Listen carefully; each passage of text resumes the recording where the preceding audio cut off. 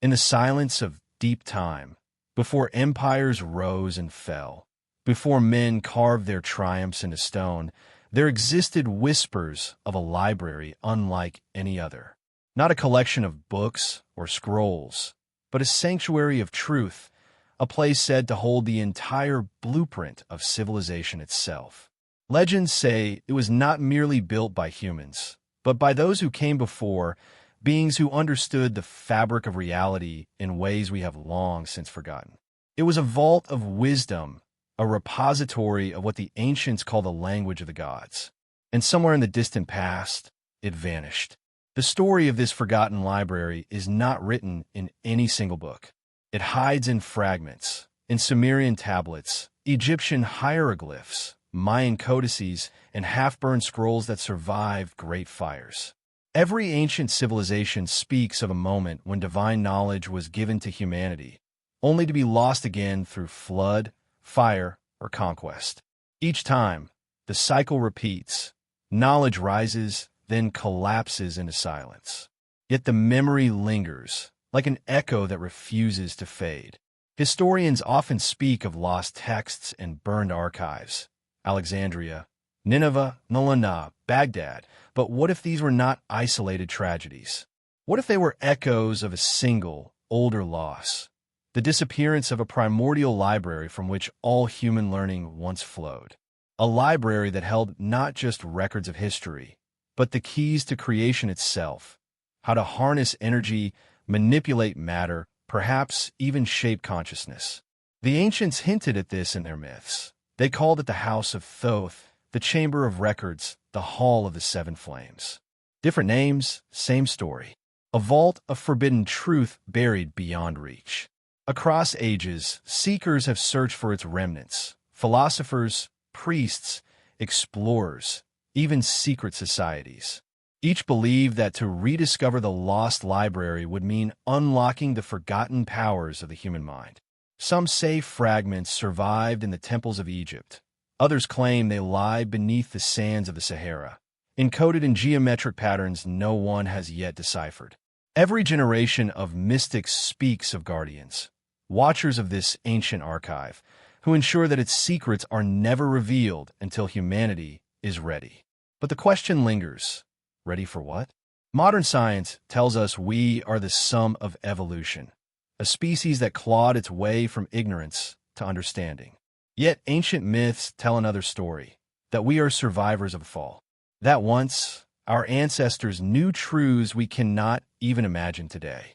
They spoke of numbers that could command the stars, of sounds that could move stone, of symbols that could open gateways between worlds.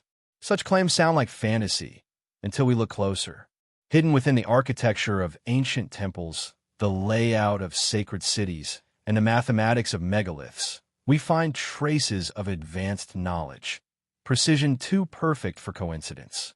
It is as if the world itself was once designed using a higher form of geometry, and what remains now are ruins of a language we've forgotten how to read. Every pyramid, ziggurat, and stone circle becomes a letter in a cosmic alphabet, remnants of an older civilization that tried to teach us something before it disappeared. What happened to that world? What silenced its wisdom? Some believe a cataclysm wiped it away, a flood remembered in every culture, a celestial event that turned day into night and buried continents beneath the sea. Others claim it was no natural disaster, but deliberate erasure, a cleansing of dangerous knowledge that threatened the new world order rising in its wake. Whatever the truth, what remains are fragments, and humanity has spent millennia trying to piece them back together. Imagine a library that contained every equation of existence, the cycles of stars, the secrets of consciousness, the lost sciences of sound and light. Imagine if such knowledge were not destroyed, but hidden, sealed in chambers beneath temples, encoded in myth, or locked within the human psyche itself. Perhaps the library never truly vanished. Perhaps it was hidden inside us. As the camera fades across the sands of time, from the ruins of Alexandria to the submerged temples of the Nile, a haunting question lingers. What if the greatest tragedy in human history was not that we lost knowledge, but that we forgot we ever had it? This is the story of that forgotten library, the one that vanished from the world, yet still whispers through time, waiting for us to remember its name.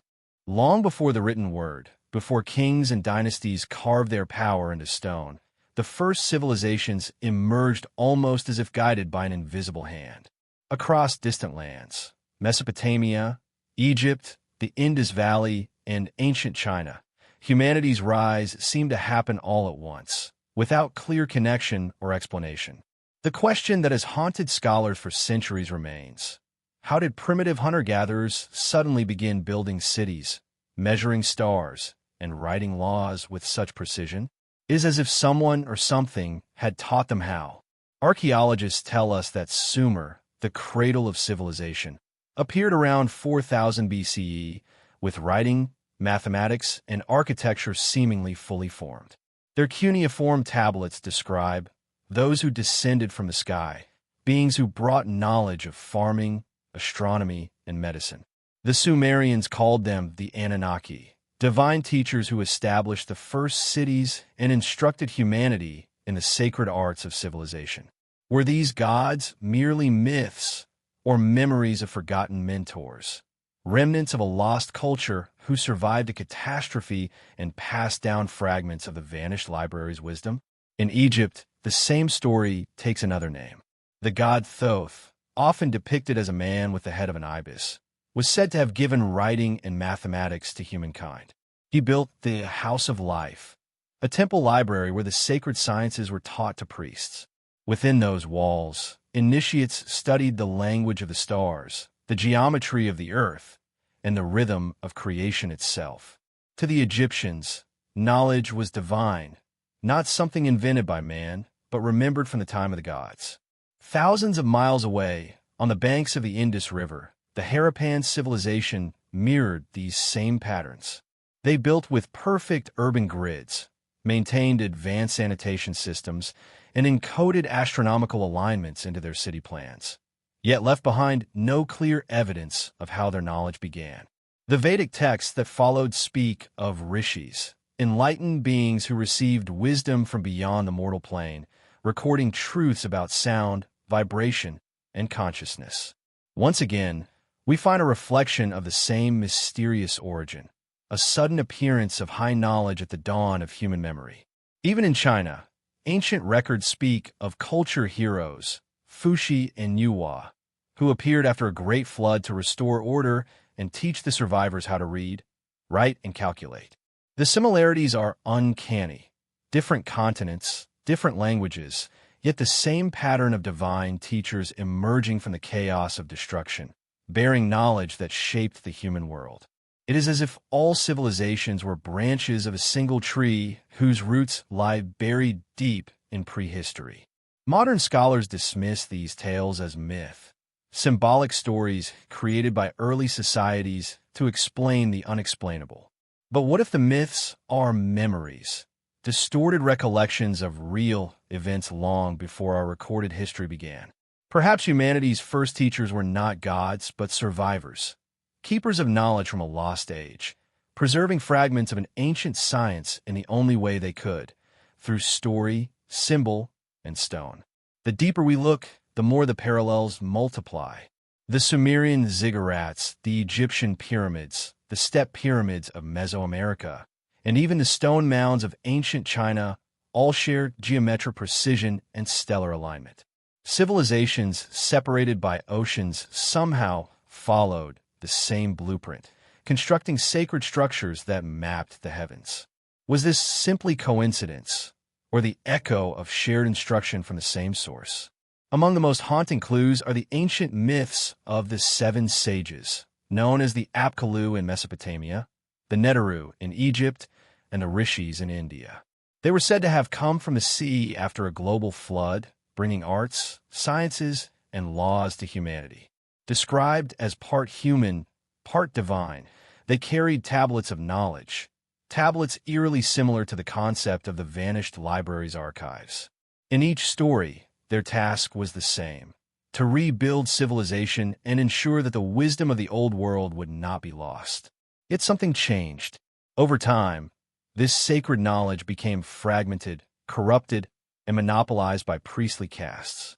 The deeper truths, the cosmic sciences, and the metaphysical keys were hidden from the public, preserved only for initiates in temples and mystery schools.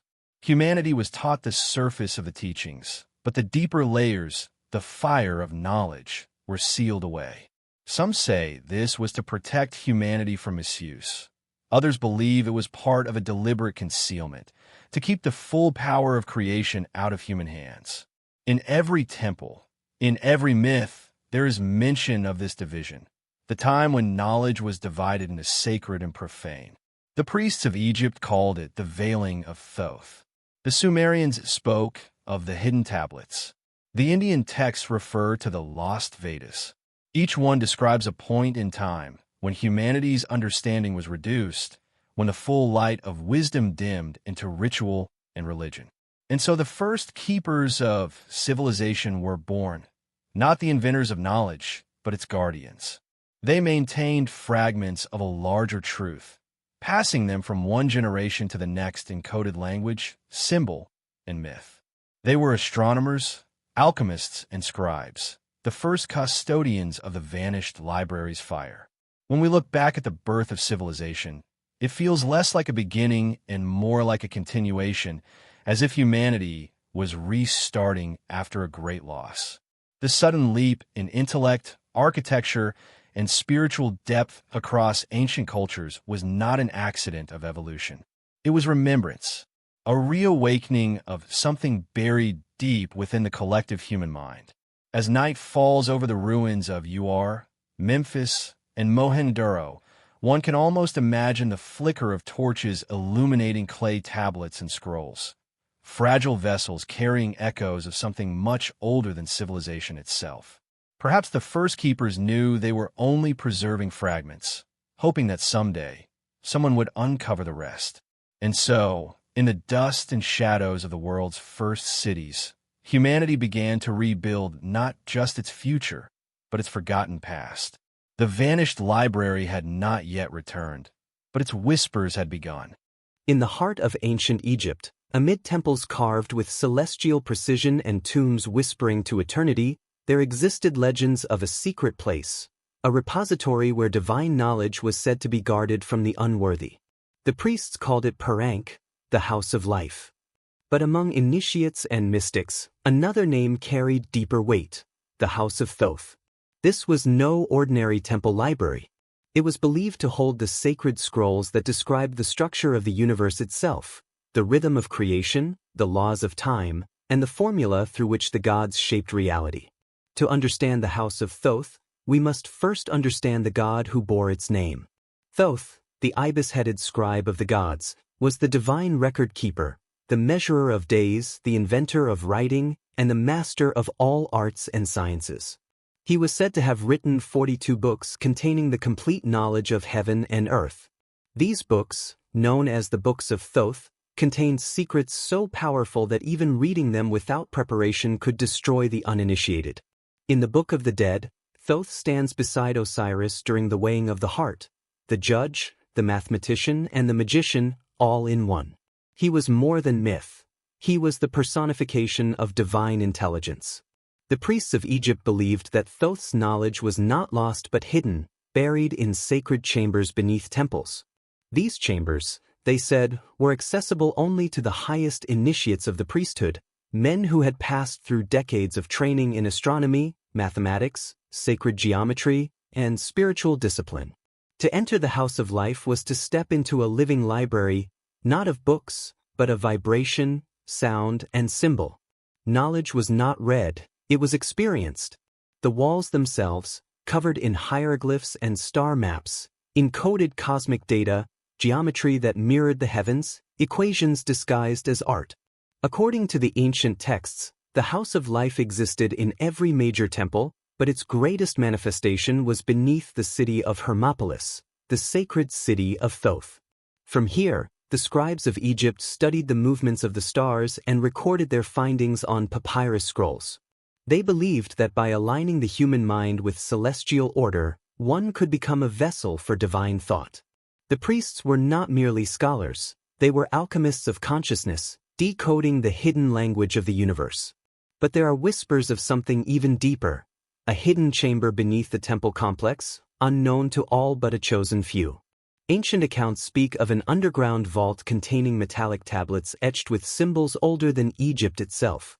Greek scholars who visited the land of the Nile, including Plato and Herodotus, wrote of the Egyptians' secret wisdom and their claim that their civilization was a remnant of an even older one destroyed by flood and fire. The priests told them, "We are the children of the survivors." One of the most intriguing tales comes from the story of Prince Setna Khemwas, son of Ramesses the Great. In a forbidden tomb, Setna discovered the Book of Thoth and, despite warnings, read it aloud. Instantly, he was struck by visions of cosmic forces beyond comprehension. The text, it is said, granted mastery over earth, sea, and sky, but at the cost of the soul's peace. The story was later told as myth, but could it be an echo of a real tradition, a warning about tampering with the knowledge preserved in the hidden library? For centuries, travelers and mystics have searched for the legendary Hall of Records, said to be concealed beneath the Sphinx of Giza. According to ancient and modern sources alike, this hall contains scrolls and devices left by the God Kings, technology and wisdom from a time before recorded history. The psychic Edgar Cayce, known as the Sleeping Prophet, claimed that this hall would one day be discovered, revealing the lost history of Atlantis and mankind's true origins. In 1997, ground-penetrating radar detected anomalies beneath the Sphinx's paws, voids and tunnels that remain officially unexplored. Could this be the House of Thoth's final resting place? The connection between the Sphinx, the pyramids, and Thoth's mythos is no coincidence. The Great Pyramid itself, with its perfect mathematical ratios and alignment to celestial north, may have served as a physical codex, a three-dimensional book of knowledge. The dimensions of its chambers encode constants of the Earth and cosmos, the speed of light, the curvature of the planet, the golden ratio. How did the builders know this? Were they following instructions from the vanished library's blueprints, preserved in temple archives long before pharaohs ruled the land? Even the Hermetic texts of later centuries, attributed to Hermes Trismegistus, the Greco-Egyptian fusion of Thoth, claim descent from this ancient wisdom. In the Corpus Hermeticum, Hermes speaks of a time when the secrets of creation were written in stone and guarded beneath temples. The wise hid their knowledge within forms that only the pure of heart could see. These writings would later inspire alchemists, Renaissance scholars, and secret societies who all claimed to possess fragments of the Book of Thoth. Today, archaeologists continue to uncover vast underground networks beneath Egyptian temples, passages that extend for miles, some sealed with massive granite blocks. Many remain unexcavated, dismissed as ritual structures or ventilation shafts. Yet the geometry of these tunnels aligns precisely with star constellations. It is as if the Egyptians built a mirror of the heavens below the earth, encoding their cosmology in physical form. Perhaps the House of Thoth was never just a building. It was an idea, a multidimensional archive that existed both above and below, in matter and in mind. As time passed, the priests of Thoth faded into legend. Conquerors came and went, Persians, Greeks, Romans, each taking what they could, each leaving behind fragments. The scrolls of Hermopolis were scattered, many ending up in the library of Alexandria. When that too was burned, the ancient chain of knowledge broke once more. The flame that once illuminated the world was nearly extinguished. And yet, the whispers persist. Deep beneath the sands of Egypt, some say the old chambers still exist, untouched since the time of the pharaohs. They are waiting, silent and sealed, holding within them the last surviving echoes of a knowledge humanity was never meant to forget. The House of Thoth, whether real or symbolic, stands as a testament to an era when learning was sacred and wisdom was seen not as invention, but remembrance. Perhaps one day, beneath the shadow of the Sphinx or within a forgotten temple wall, a passage will open again, revealing not just lost papyrus or stone, but the truth of who we were before history began. And when it does, the words of Thoth himself may resound once more, as above, so below. As within, so without. All is one. There are moments in human history that feel like a wound that never heals. Events so devastating that they echo across millennia. One of those wounds is the burning of the Great Library of Alexandria.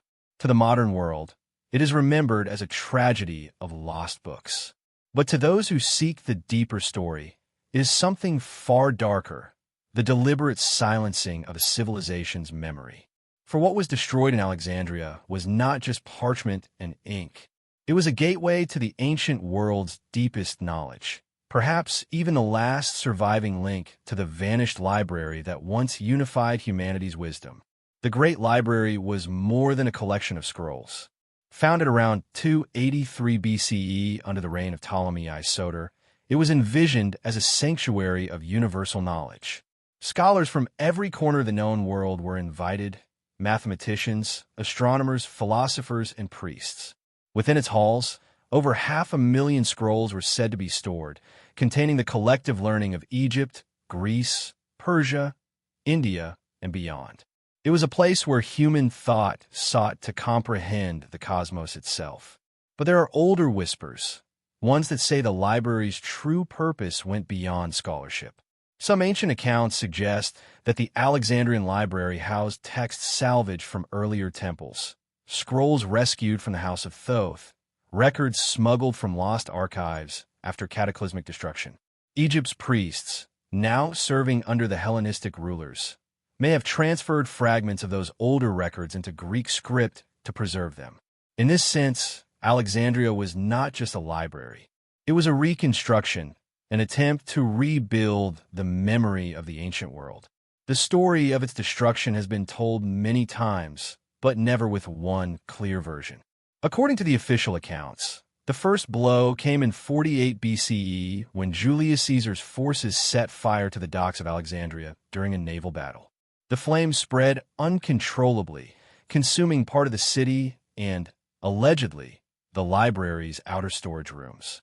Yet, many historians note that the main library may have survived this first disaster. If so, what happened to it afterward remains one of history's great enigmas. In 391 CE, under Emperor Theodosius, the Serapeum, a daughter library and temple dedicated to the Greco-Egyptian god Serapis, was destroyed by Christian zealots. To them, the scrolls were heresy, the remnants of pagan corruption. Thousands of manuscripts were burned in the streets. Centuries of astronomical, medical, and metaphysical knowledge turned to ash. Later, in 642 CE, when the Islamic Caliph Omar conquered Alexandria, some chronicles claim he ordered the final destruction of what remained. If these books agree with the Quran, they are redundant. If they disagree, they are heresy. Whether that quote is authentic or apocryphal, the result is the same. The flame that had once illuminated the ancient world was extinguished forever. But many researchers believe there is more to this story than fire and faith. The destruction of Alexandria fits into a larger pattern, a systematic cleansing of esoteric knowledge that threatened the New World orders emerging at the time. As monotheism rose, old systems of thought, Hermeticism, astrology, sacred geometry, and alchemy, were branded as dangerous, even demonic. Knowledge once revered as divine became forbidden. Could it be that the burning of Alexandria was not an accident of war or religion, but a deliberate act of erasure? Consider what was reportedly lost. Among the scrolls were works on advanced mathematics, celestial mapping, and ancient engineering, subjects that would not reappear in Europe for over 1,000 years. Some sources suggest the library contained documents describing the lost continent of Atlantis, maps of lands beyond the known world, and treatises on the soul's immortality. Others point to secret manuscripts attributed to Hermes Trismegistus, the Greco-Egyptian incarnation of Thoth, which encoded the laws of matter and spirit. If true, these are not just scientific texts. They were remnants of the vanished library's wisdom, the last copies of a pre-cataclysmic knowledge system. When we study the timeline, something intriguing emerges. Many of the greatest ancient repositories of learning, the temples of Heliopolis, the archives of Babylon, the schools of Delphi, were either destroyed or disappeared between 500 BCE and 500 CE. It is as though a coordinated force moved through the world, dismantling the old order of wisdom and replacing it with new, tightly controlled systems of belief. Alexandria was the crown jewel of this purge, the final bastion of open knowledge that had to fall. Yet legends persist that not everything was lost. Some say that before the fires consumed the library, a small group of scholars, perhaps initiated in the old priestly mysteries, spirited away the most sacred scrolls. These were hidden in underground chambers, smuggled to distant monasteries, or sent to the east, where the house of wisdom in Baghdad would later rise. There are even claims that fragments of the Alexandrian archives made their way into secret collections beneath the Vatican, guarded for centuries from public view. Another theory holds that the burning of the library was less literal than symbolic, that the real destruction was intellectual. As the new powers redefined what was acceptable to know, the ancient sciences were rewritten, their truths obscured in metaphor and myth. Astrology became superstition, alchemy was dismissed as folly, and sacred geometry was reduced to art. The body of human knowledge survived, but its soul was erased. Imagine the scene. Scrolls of papyrus written in languages now extinct, filled with formulas, star charts, and histories of lost worlds, all reduced to cinders as the night sky glowed red. The smoke rising from Alexandria that night was not just smoke. It was the breath of forgotten ages leaving the world. But perhaps the most haunting part of the story is that no one truly knows when the last scroll burned. There is no exact date, no final record, only silence. And in that silence lies the unsettling truth. We may never know what humanity once knew. The loss was so total, so absolute, that it feels less like chance and more like destiny, as though the universe itself conspired to conceal its secrets once more. The burning of the Library of Alexandria remains both a tragedy and a symbol, the moment when the torch of ancient wisdom was passed into shadow. Yet, history suggests that knowledge can never be completely destroyed. It transforms, hides, and waits. The flame of Alexandria may have been smothered, but its embers still glow, in the hidden archives of secret societies, in the ruins beneath the sands, and in the subconscious memory of humankind itself. For when knowledge disappears, it does not die. It waits to be rediscovered. And perhaps, buried beneath the ashes of Alexandria, the vanished library's spirit still whispers, reminding us that the truth, no matter how often burned, always finds a way to return. When the flames of Alexandria consumed the wisdom of ages, the world entered what many historians call the darkness, a period when knowledge retreated from the light of public life and found sanctuary in secret. Yet darkness is never total. What seems lost often survives in disguise, carried by those who refuse to let the torch die. And so, while the world mourned the burning of the great library, a quieter story was unfolding, one of survival, migration, and the birth of hidden brotherhoods dedicated to guarding what the flames could not destroy. According to several esoteric traditions, not all the scrolls of Alexandria perished. Some were spirited away long before the fires ever reached them. Ancient priests, scribes, and philosophers, foreseeing the coming collapse, formed small, secret networks to preserve fragments of their sacred sciences. These men and women understood the cyclical nature of time and civilization.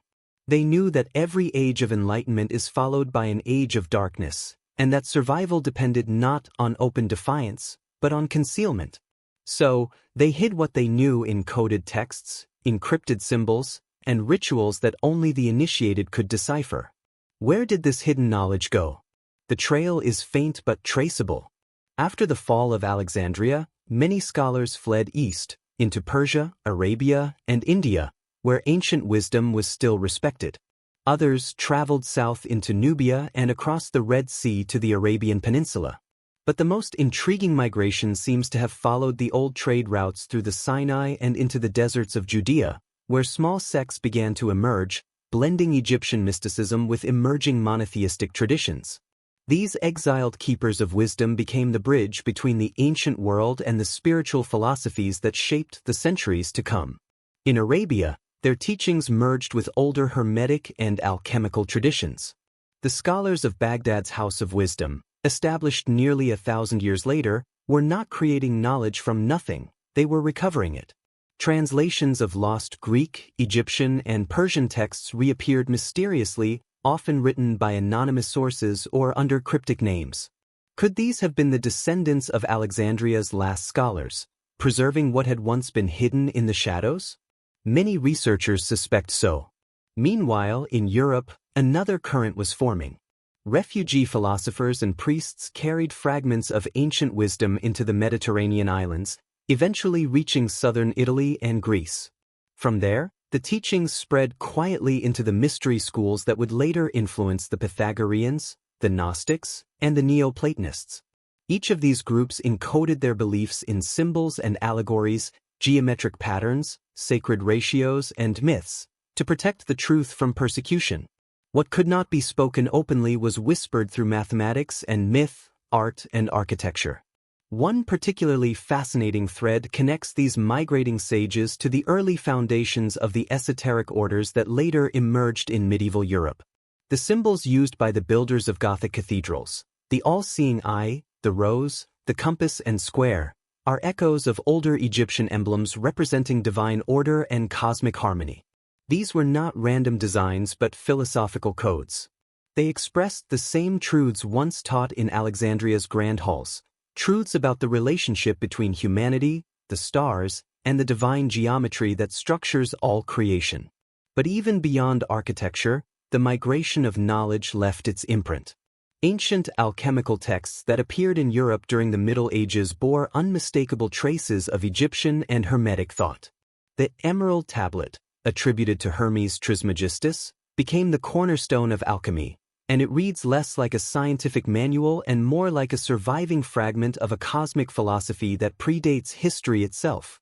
As above, so below, it declares, a phrase that once echoed through the corridors of the vanished libraries. Some legends go even further. They claim that long after Alexandria's destruction, small enclaves of priests continued to guard sacred scrolls in remote sanctuaries, deep within the deserts of Egypt and along the Nile's hidden oases.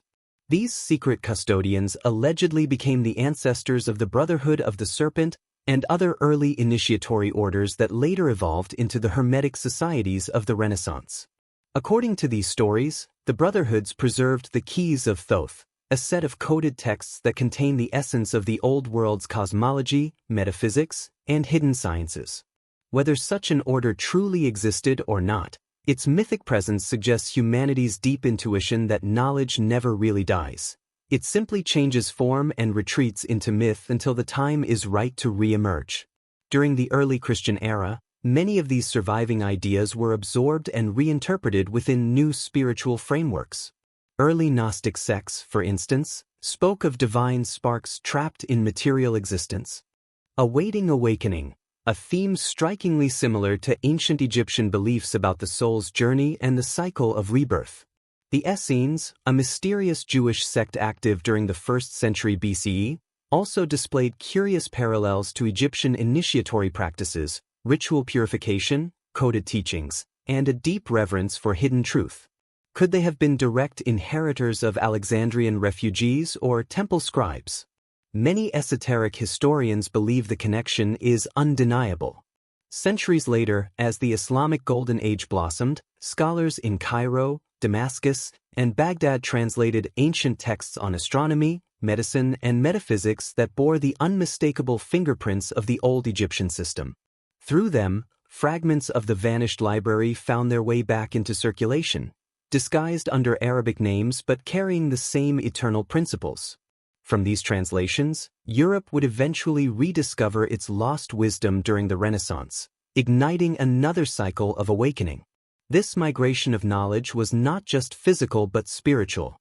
As it traveled from one civilization to another, it changed languages, symbols, and forms, yet the essence remained the same: the belief that the universe is alive, that consciousness shapes reality, and that humanity's destiny is to remember its forgotten origins. Each culture that received this wisdom added its own interpretation, creating layers of mystery that now obscure the original truth. But within those layers, the same pulse beats, the echo of an ancient mind that refused to die. Perhaps the most powerful evidence of this hidden exodus lies not in ruins or relics, but in ideas that refuse to disappear. Concepts like sacred geometry, reincarnation, the unity of spirit and matter, all trace back to the same source. They surface again and again, from the mystery temples of Egypt to the philosophies of Plato, the scrolls of the Gnostics, the manuscripts of Arab alchemists, and finally, the secret doctrines of the Rosicrucians and Freemasons. It is as if the truth itself has been traveling across time, changing names but never essence, always whispering to those who dare to listen. So while the world may remember Alexandria as a place that burned, the fire did not mark an ending, it marked a transformation. The knowledge once held in open halls simply went underground, hidden within symbols, guarded by initiates, waiting for future generations to rediscover it. The torch of wisdom was not extinguished. It was carried through the darkness, its flame kept alive by those who understood that even in exile, truth has its own way of surviving. For every age that destroys, another age will remember. The scrolls of Alexandria may have turned to ash, but the ideas within them became immortal, scattered across continents, embedded in secret societies, encoded in art and architecture, and preserved in the very myths that shaped our world. The exodus of knowledge was not an escape, it was a seed, planted in the hidden soil of history, waiting for light once more. By the dawn of the Renaissance, Europe was emerging from centuries of superstition, plague, and war, a time historians often describe as the rebirth of light after an age of darkness. But what most don't realize is that this rebirth was not spontaneous. It was the result of buried knowledge resurfacing, knowledge that had been carefully hidden, preserved, and transmitted across generations by secret orders, wandering scholars, and mystic guardians. The Renaissance was not merely a rediscovery of art and reason. It was humanity beginning to remember, faintly, partially, the wisdom it once possessed before the great forgetting. At the heart of this awakening was a peculiar and powerful fascination with the ancient world. Scholars and artists became obsessed with Egypt, Greece, and Rome, but particularly with Egypt, the cradle of mystery. The Hermetic texts, translated and circulated across Europe in the 15th century, acted as a spark that ignited this intellectual revolution. When Marsilio Ficino translated the Corpus Hermeticum for the Medici family in Florence, it spread through Europe like wildfire. To the scholars of the time, these writings were not mere philosophy. They were fragments of divine truth, messages from an age when God still walked among men. In these texts, thinkers found the same principles that had guided the vanished library. The unity of all things, the correspondence between the cosmos and the soul, and the transformative power of knowledge when joined with morality. This was a revelation that shattered the rigid theological boundaries of medieval thought. Humanity was no longer just a creation of divine will. It was a reflection of the divine itself, capable of awakening the same creative power within. The human being was not simply a servant of God, but a microcosm of the universe. This idea, that man mirrored the cosmos, became the hidden code behind the Renaissance explosion of art, science, and discovery. Leonardo da Vinci, who saw the human body as a living map of creation, filled his notebooks with geometric proportions and anatomical sketches that echoed the Hermetic concept of divine design. Michelangelo sculpted his figures not merely as bodies of flesh, but as vessels of spirit. Even Galileo and Kepler, in their astronomical pursuits, were guided by the belief that mathematics was a sacred language, a way to read the mind of God. Behind the great masterpieces and scientific breakthroughs of the era lay a silent thread of hermetic and alchemical influence. Every cathedral, fresco, and manuscript from this period carried symbolic fingerprints, subtle hints of ancient wisdom dressed in Renaissance form. The golden ratio, sacred geometry, and Platonic solids that dominated art and architecture were not aesthetic choices alone. They were remnants of the mathematical philosophy once held in Alexandria's halls. But perhaps the most striking manifestation of this awakening was in the realm of secret knowledge. The Renaissance saw the rise of hidden societies that operated behind the visible movements of art and science.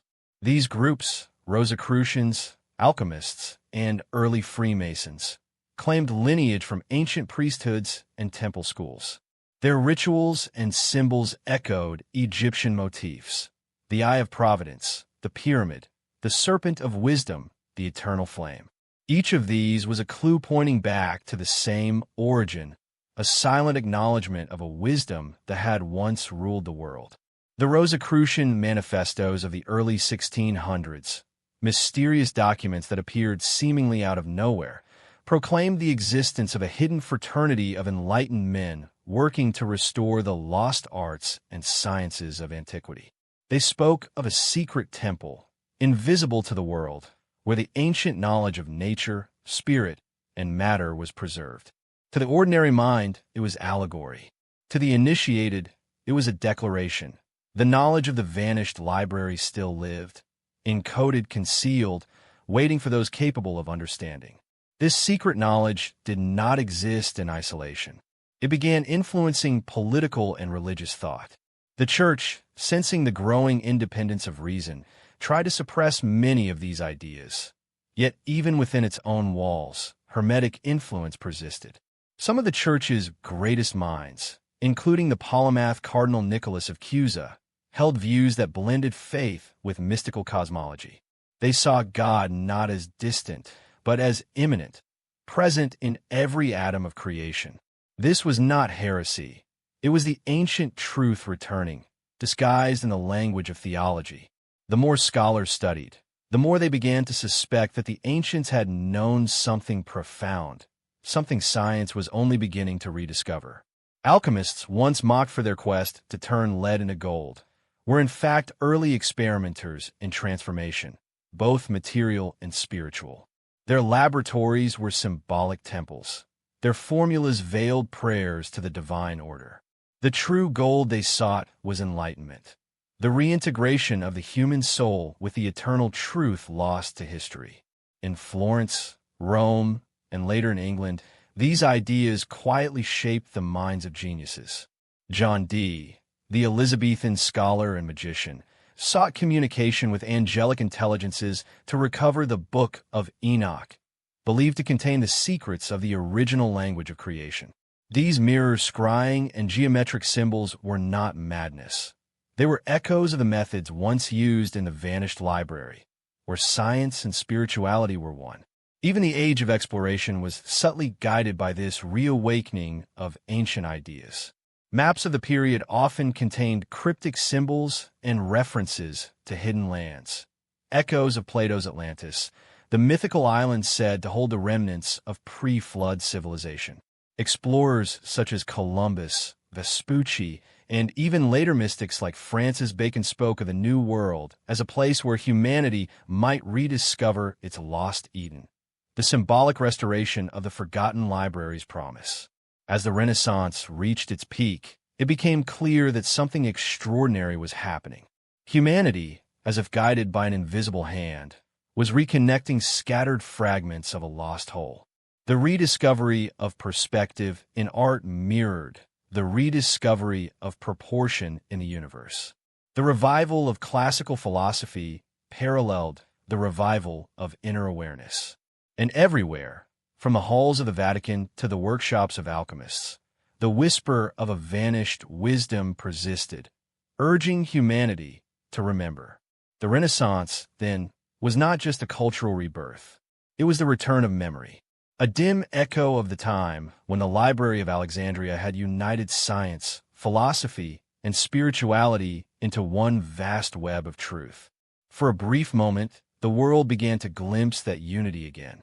But as before, the forces of control and dogma would soon close in, fearful of what free knowledge might awaken. And so, just as the ancient wisdom began to surface, it was once again forced into the shadows, preparing for its next transformation, waiting for a new age to bring its voice back into the light.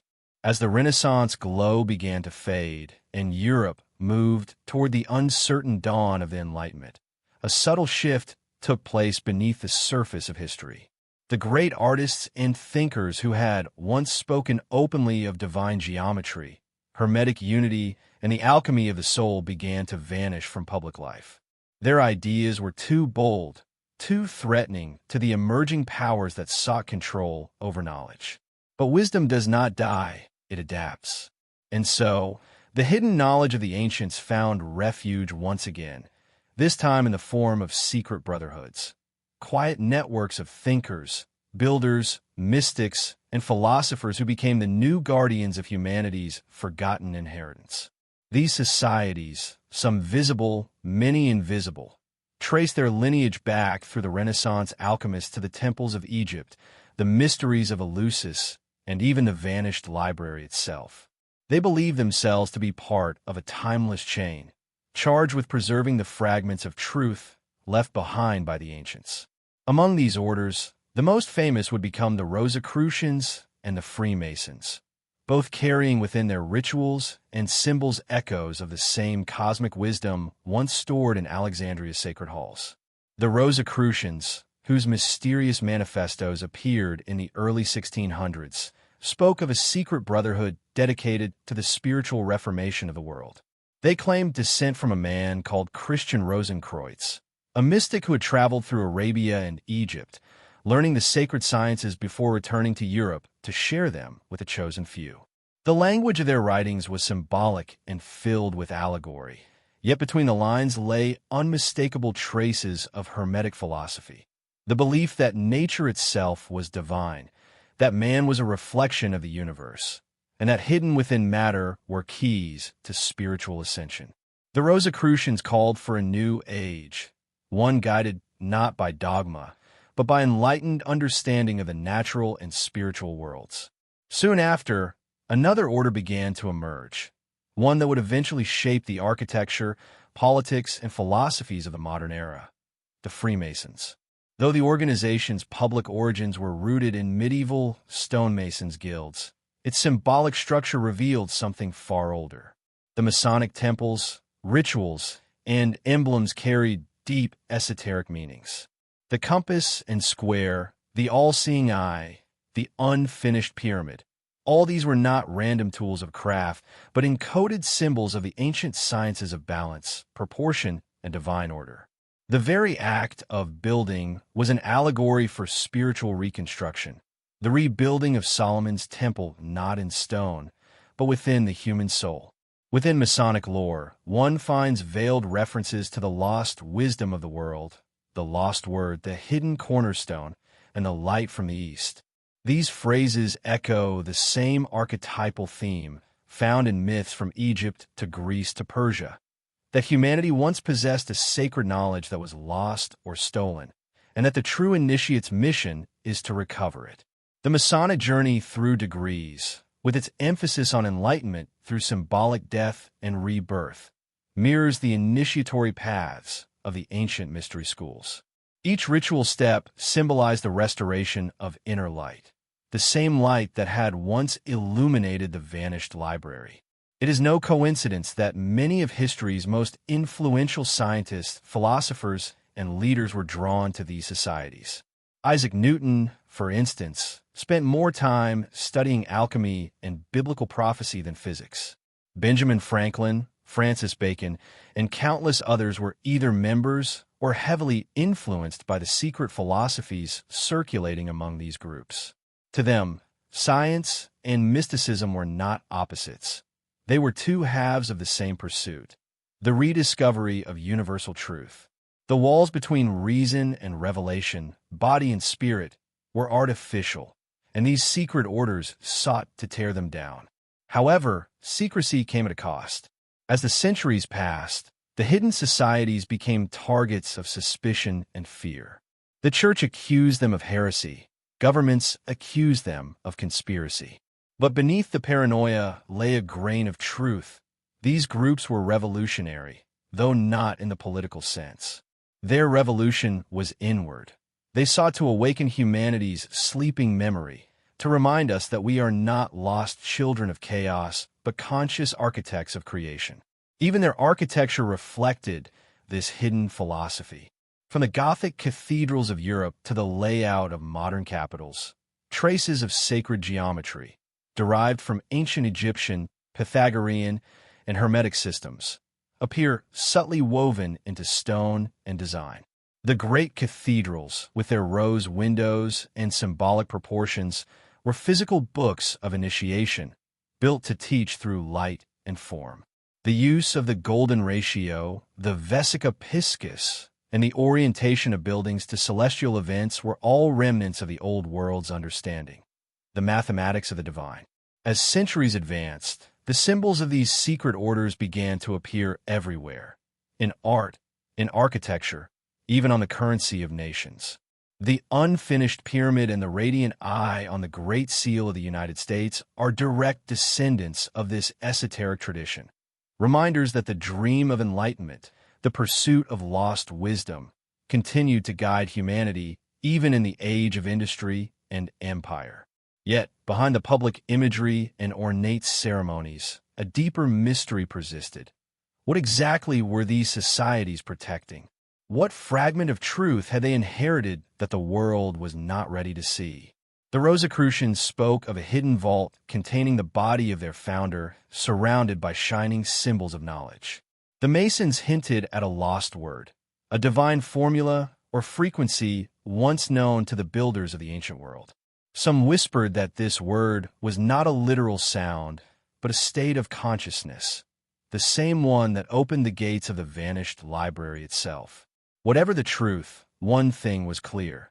The secret societies had become the modern vessels for humanity's ancient memory. Through their veiled rituals, geometric symbols, and guarded teachings, they ensured that the light of the old world, the wisdom of the gods, the science of the soul, would never be extinguished completely. It would remain hidden, encoded in allegory, waiting once again for the day when humanity would be ready to rediscover what it had forgotten long ago. As the secret societies flourished in the shadows, spreading fragments of ancient wisdom across Europe and beyond, a powerful counterforce began to rise, one that feared the consequences of knowledge unrestrained. Throughout history, whenever humanity approached a deeper understanding of itself and the universe, something or someone intervened.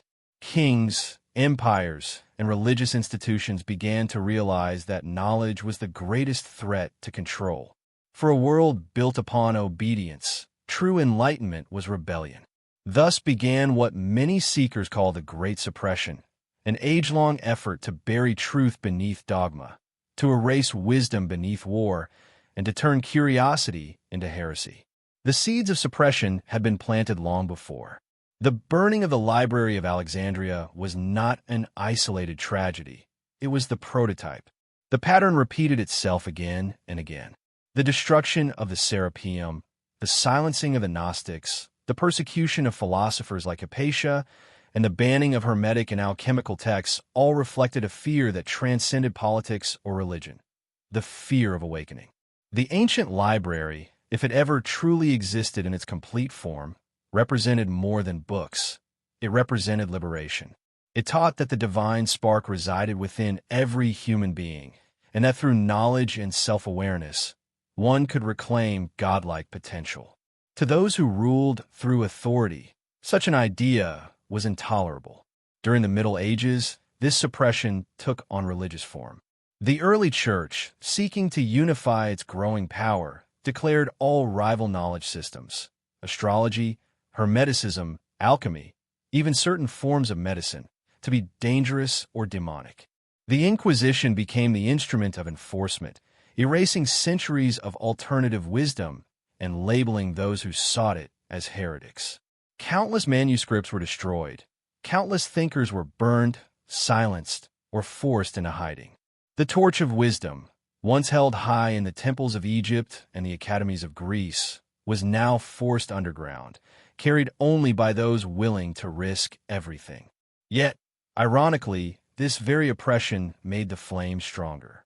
For every scroll burned, 10 whispers arose. Secret knowledge began to circulate in code, through symbols, art, and architecture. Painters embedded hidden messages in their works. Composers encoded sacred geometry into their music.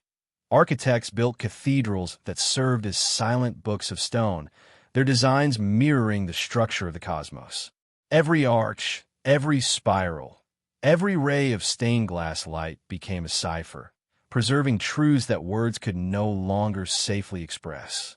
As the Renaissance dawned, a fragile balance emerged. The Church tolerated certain scholars as long as their discoveries could be framed as glorifying God. But the moment science began to challenge doctrine, when Galileo looked through his telescope and saw a universe that did not revolve around Earth, suppression returned with a vengeance. The institutions of power had learned that control over belief meant control over reality itself. To question official truth was to threaten the very structure of civilization. And yet, the suppression was not merely institutional, it was psychological. Over centuries, humanity's innate memory of its divine potential was systematically replaced by dependence.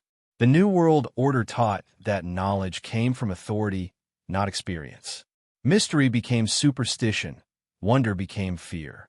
The sacred sciences of sound, vibration, geometry, and consciousness, once the tools of creation, were recast as nonsense or witchcraft.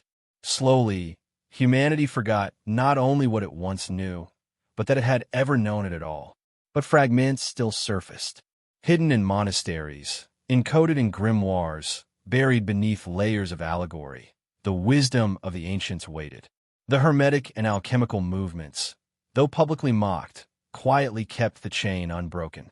Even when books were banned and scholars executed, secret circles continued their work, studying the correspondences between planets and metals, the transformation of consciousness mirrored in the transformation of matter.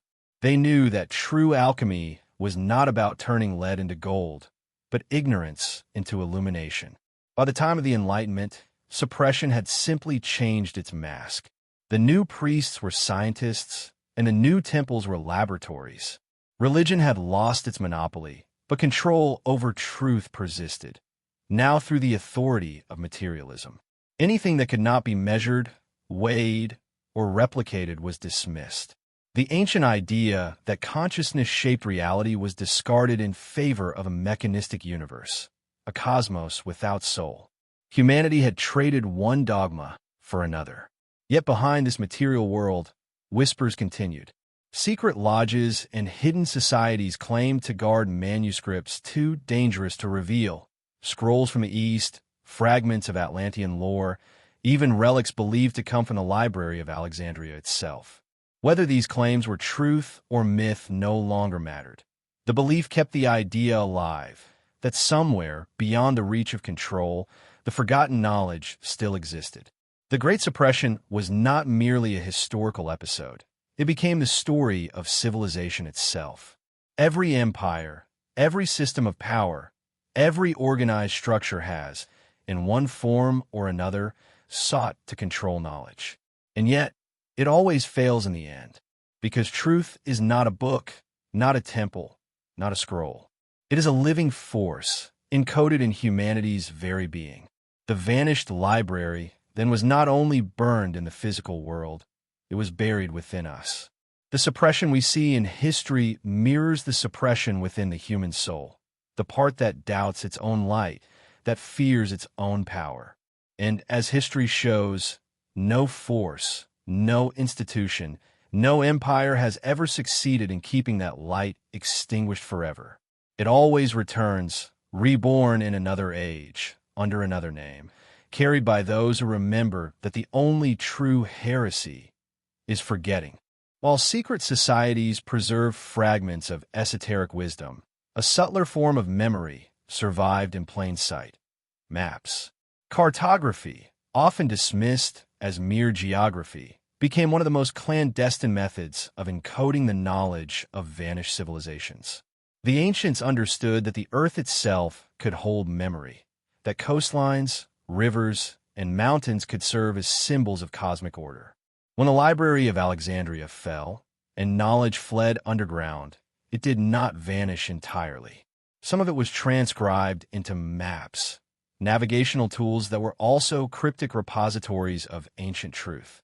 The Piri Reis map of 1513 is one of the most intriguing examples. Drawn by the Ottoman admiral and cartographer, it depicts the coastline of South America and even parts of Antarctica, centuries before their official discovery. Skeptics dismiss it as coincidence or lucky guesswork, but the precision with which it charts regions unknown to Europeans at the time suggests access to older sources that may have originated in the vanished library itself or the secret archives that followed its exodus. The lines, angles, and annotations hint at more than geography. They encode a system of understanding the planet, the stars, and the forces that shape both. Similarly, maps from the 14th and 15th centuries often include strange notations and symbols, mythical lands, sunken continents, and waterways that do not exist. While superficially fanciful, some scholars argue that these details are deliberate attempts to preserve knowledge in a form less likely to attract persecution. By hiding truth in metaphor, ancient and Renaissance cartographers could transmit wisdom across generations without drawing the attention of those who sought to suppress it. The maps themselves became encrypted texts, legible only to those initiated in the hidden language of geometry, proportion, and celestial alignment. The idea that maps could serve as vessels of secret knowledge aligns with Hermetic thought, which asserts that the microcosm mirrors the macrocosm. Just as the human body reflects the universe, the landscape reflects cosmic patterns. Ancient civilizations often built cities, temples, and pyramids in alignment with stars, rivers, and mountains. The same principles encoded in maps. When knowledge was lost in Alexandria and dispersed through secret channels, cartography offered a way to preserve it, not in scrolls that could be burned, but in symbols etched upon the world itself. Some researchers even suggest that the knowledge embedded in these maps extends beyond geography into astronomy and climate science. Lines connecting distant points may reflect ancient understanding of Earth's curvature, ocean currents, and celestial navigation. Others propose that maps include subtle warnings of cataclysmic events, floods, earthquakes, and climate shifts, passed down from civilizations that survived previous global upheavals. In this sense, maps were not just guides for sailors. They were repositories of survival knowledge, encoded by those who remembered the lessons of the vanished library. The use of maps as hidden records continued into the age of exploration. Navigators like Columbus, Magellan, and Cabot may have relied on charts containing fragments of ancient wisdom, unknowingly following paths encoded by minds long vanished. Even mythical locations, such as Atlantis or Lemuria, appear consistently across centuries of maps, suggesting that memory of these lost civilizations persisted, woven into the geography of imagination. Ultimately, maps reveal a striking truth. Human knowledge is remarkably resilient. Even when texts are burned, scrolls are lost, or empires collapse, information find a way to survive. Through symbols, geometry, and encoded detail, the ancient library's knowledge may still lie hidden in plain sight, waiting for those who can read the language of the earth itself. These maps are more than directions. They're keys to a world humanity once knew, a world it may one day remember.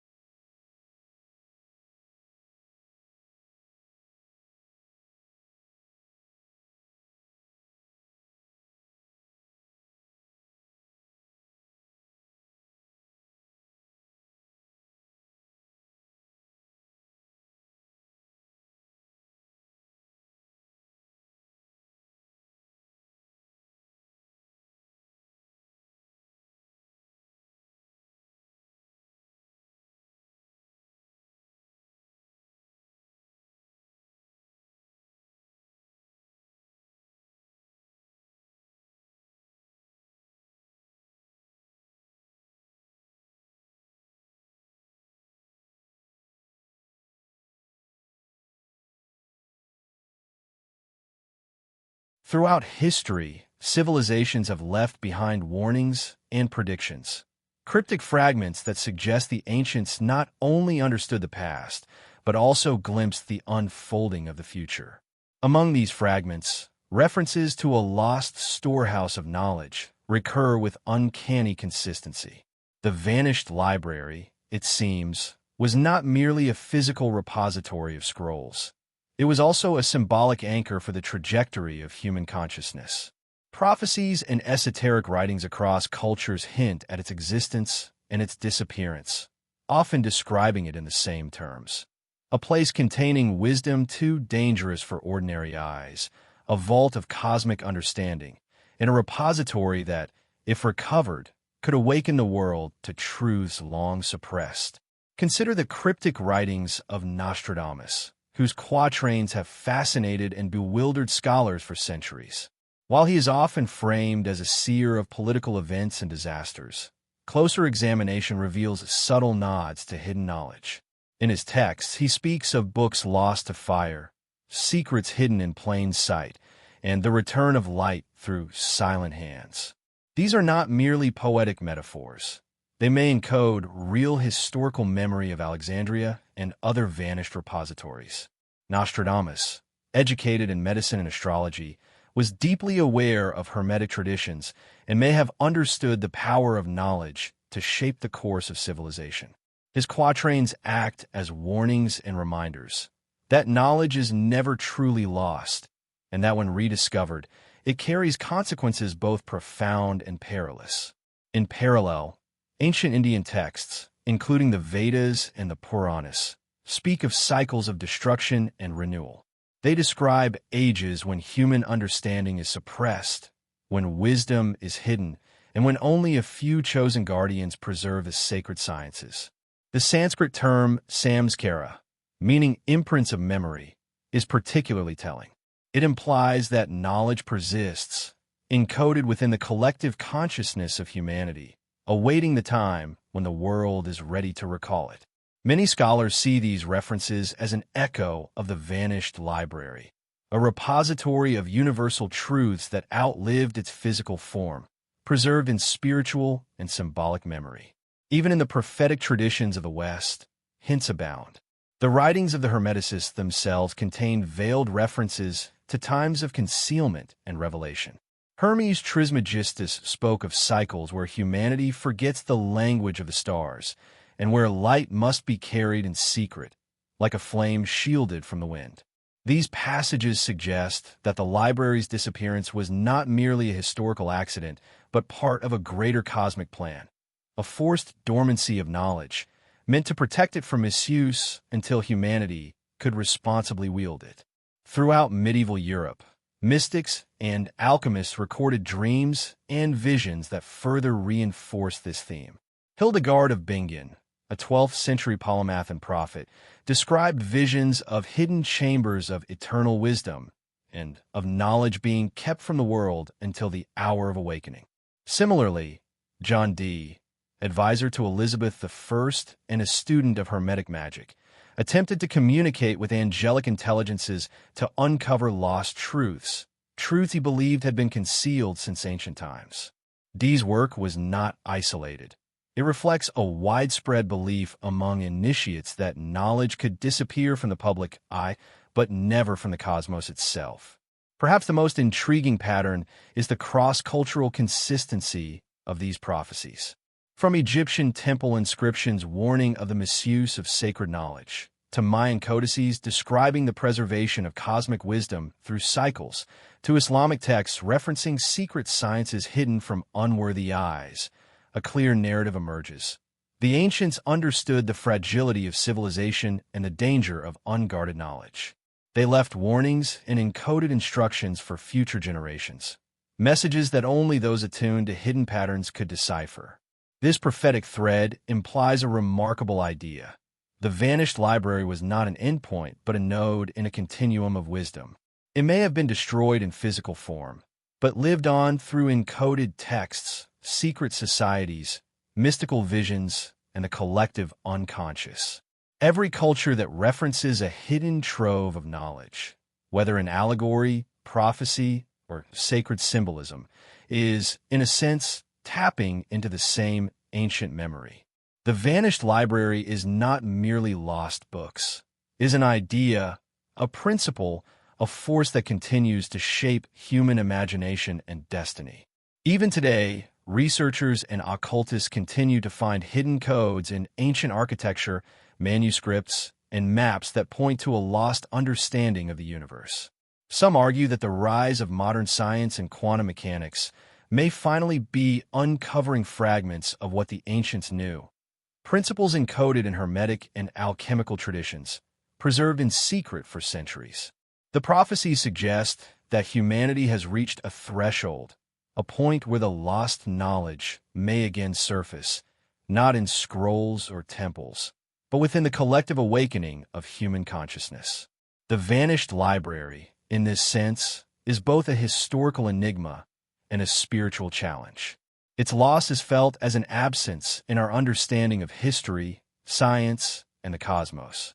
Its memory persists as a whisper across cultures, traditions, and prophecies, reminding us that knowledge, once known, can never be entirely erased. Humanity may yet recover fragments of this forgotten wisdom, piece by piece, through careful study, intuitive insight, and the courage to seek truths long hidden. In the end, the prophecies surrounding the vanished library serve as both warning and hope.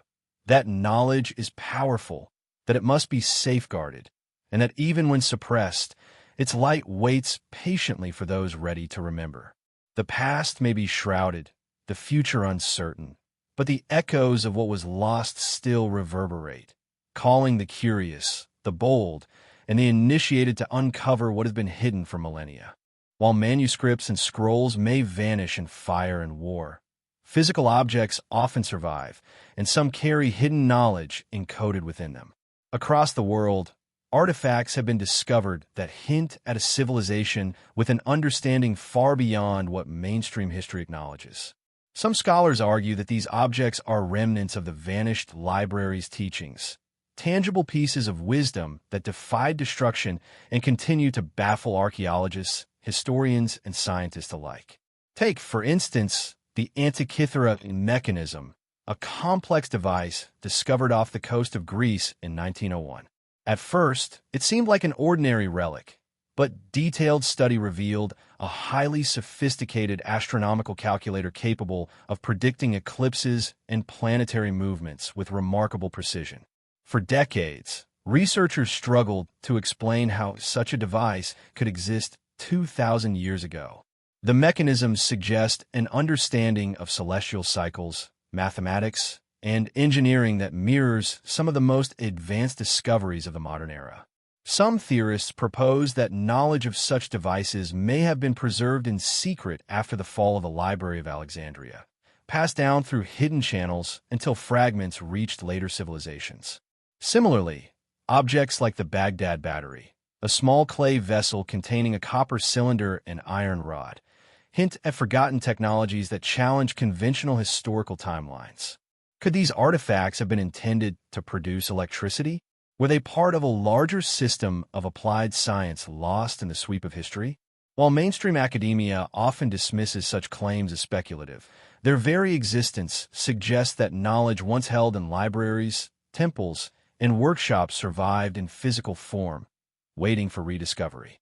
Beyond devices, symbolic artifacts, from ceremonial objects to religious relics, carry encoded knowledge. Egyptian hieroglyphs, for example, were never just a written language. They were a system of symbols designed to convey layered meanings. Temples, tombs, and sculptures were arranged according to sacred geometry, celestial alignments, and numerological principles. Each object, whether a statue of Thoth, a lotus-carved sarcophagus, or meticulously aligned obelisk, encoded knowledge about the cosmos, human consciousness, and the interconnection of all life.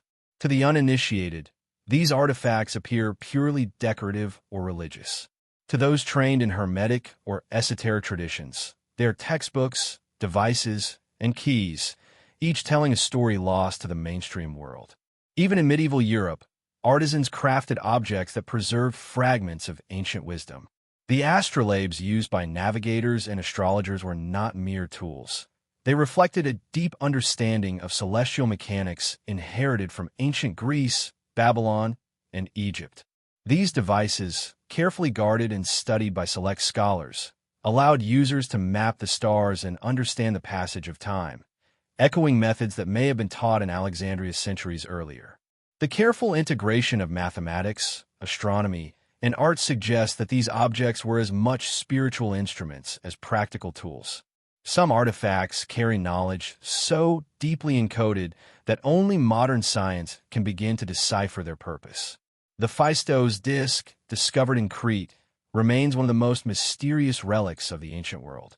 Its symbols, pressed into clay in a spiraling pattern, have defied full interpretation for over a century. Could it contain instructions, mathematical formulas, or metaphysical concepts passed down from a vanished civilization? Scholars debate endlessly, but many esoteric researchers see it as a surviving fragment of the library's hidden knowledge, a message preserved in code, awaiting those who can read its pattern. Even small, everyday objects in ancient cultures, beads, amulets, carved tools, may have carried layers of knowledge intended to survive beyond the destruction of texts. By embedding wisdom in art, ritual, and daily life, ancient civilizations ensured that knowledge could endure even when libraries fell. It was a subtle, brilliant strategy. Knowledge not only hidden but alive, circulating through human culture in ways both visible and invisible. Perhaps the most compelling aspect of these artifacts is their ability to inspire rediscovery. Each one acts as a bridge across time, connecting the modern observer with minds that once walked the earth thousands of years before. They remind us that the vanished library was not a single building or collection of scrolls, but a network of ideas and practices, a living tradition encoded not just in texts, but in objects, rituals, and symbols. In this light, every surviving artifact becomes a key. Each device, sculpture, or amulet carries within it a fragment of the universe once comprehensively mapped by the ancients. Collectively, they hint at a forgotten understanding of science, philosophy, and spirituality, a knowledge that may yet illuminate the hidden truths the Library of Alexandria once held. Humanity may not have the scrolls themselves, but the objects endure, whispering across time, calling those willing to see beyond the surface, to decode the lessons that have quietly persisted for millennia. The ancients' approach to knowledge was far more than the accumulation of facts. It was the deliberate cultivation of understanding as a transformative force. The vanished library, it is argued, contained not merely scrolls and manuscripts on history, mathematics, or natural sciences, but comprehensive guides to the very mechanics of existence. Lessons in ethics, consciousness, and the hidden laws that govern the universe. This knowledge was inseparable from the concept of personal and spiritual transformation. To learn was to change, and the library's teachings likely emphasized that intellectual growth could not be separated from moral, emotional, and spiritual refinement. In essence, the pursuit of knowledge was alchemy, the transmutation of raw material, whether lead, ignorance, or base consciousness, into gold, wisdom, enlightenment, and mastery over the self and nature. Alchemy, often dismissed in popular imagination as the medieval quest to turn lead into gold, was in reality a highly sophisticated system of both symbolic and practical knowledge. The process of transmuting base metals into noble metals was a metaphor, a teaching tool, and a practical experiment combined. Lead represented the unrefined, inert, or base aspects of the self, while gold symbolized the perfected state, clarity, wisdom, and harmony with universal principles.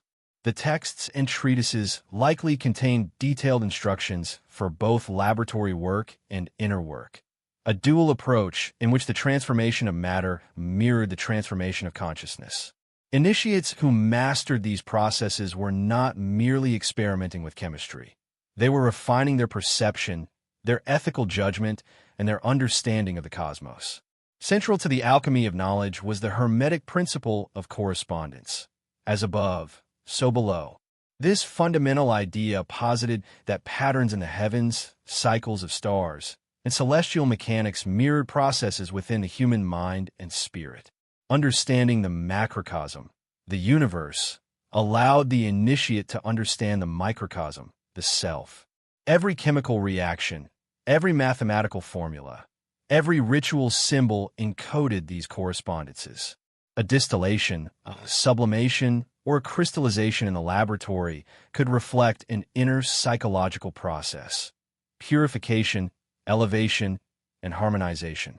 In this sense, the vanished library was not simply a repository of information, but a sophisticated manual for interacting with reality itself, teaching that external mastery and internal mastery were inseparable.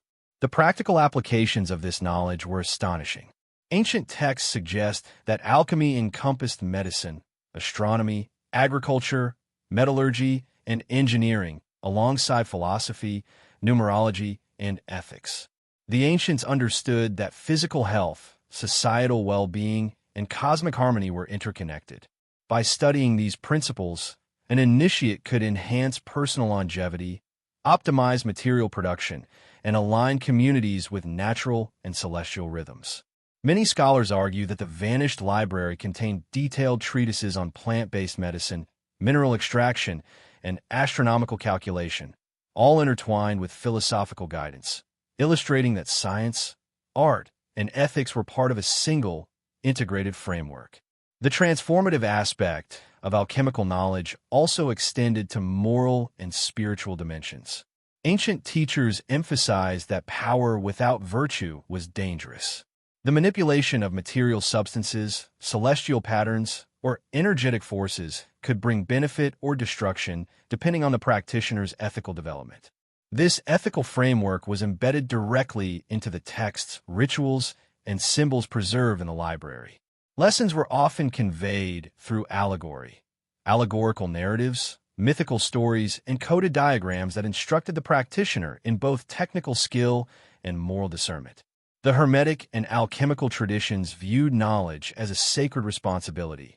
To acquire wisdom without self-cultivation was to court disaster, for knowledge amplifies intent.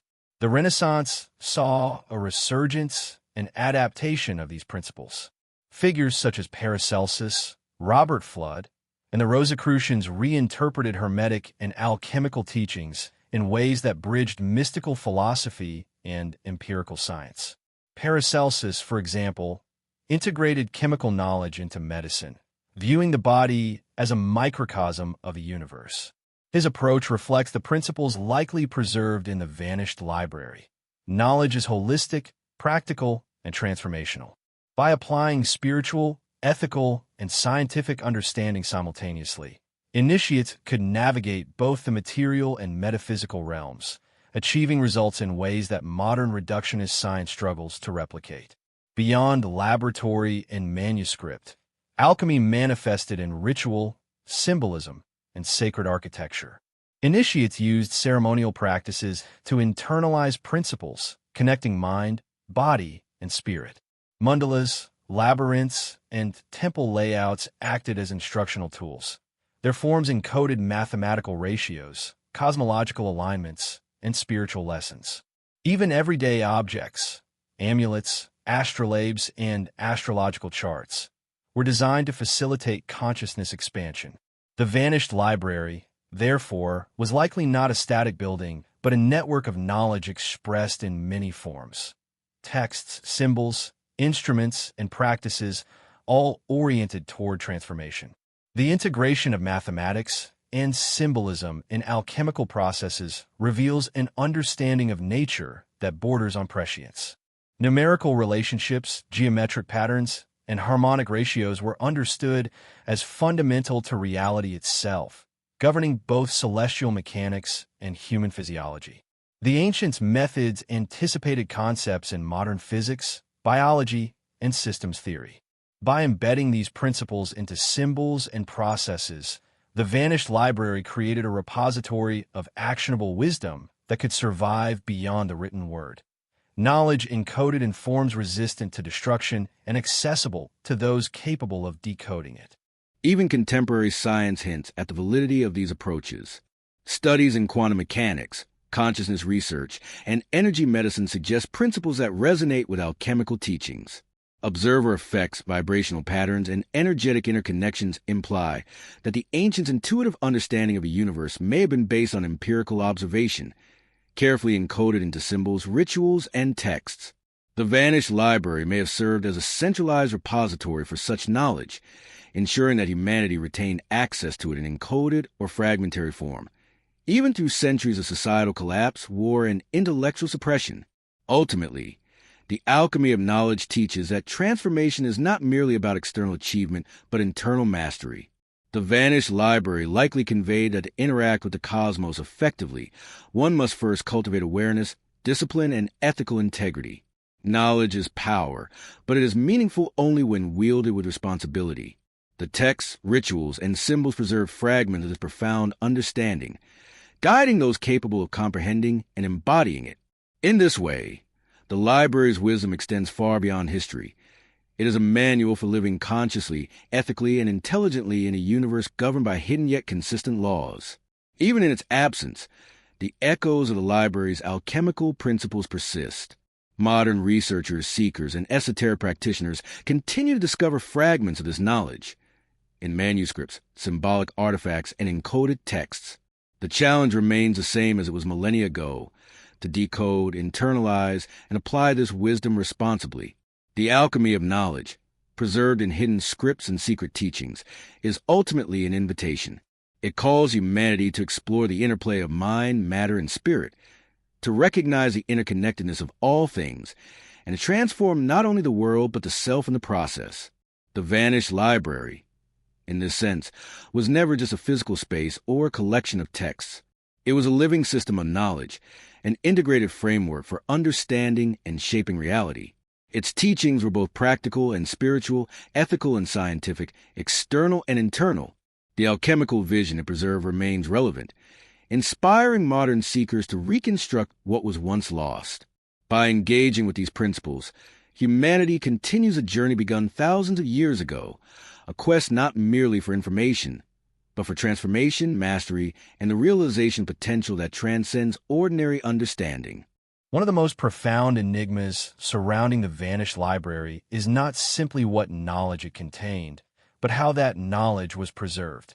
Ancient civilizations understood the fragility of human memory, the susceptibility of written text to destruction, and the dangers posed by political upheaval or ideological suppression.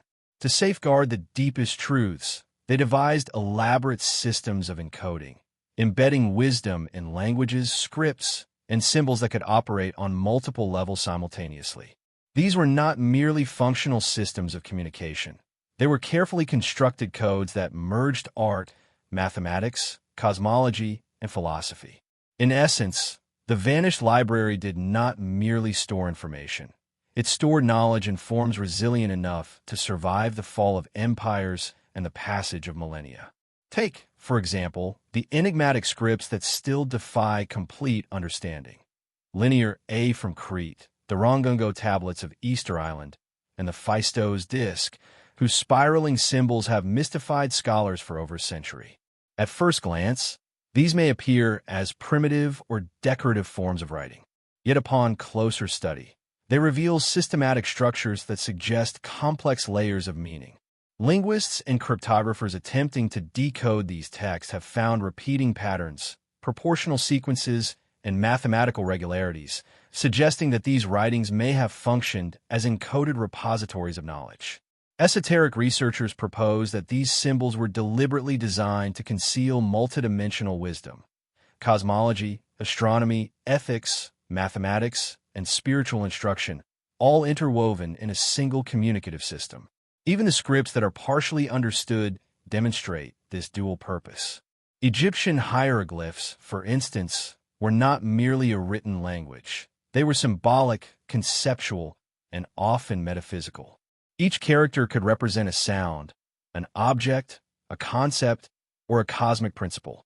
The arrangement of hieroglyphs was deliberate, with syntax, proportion, and orientation all conveying layers of meaning.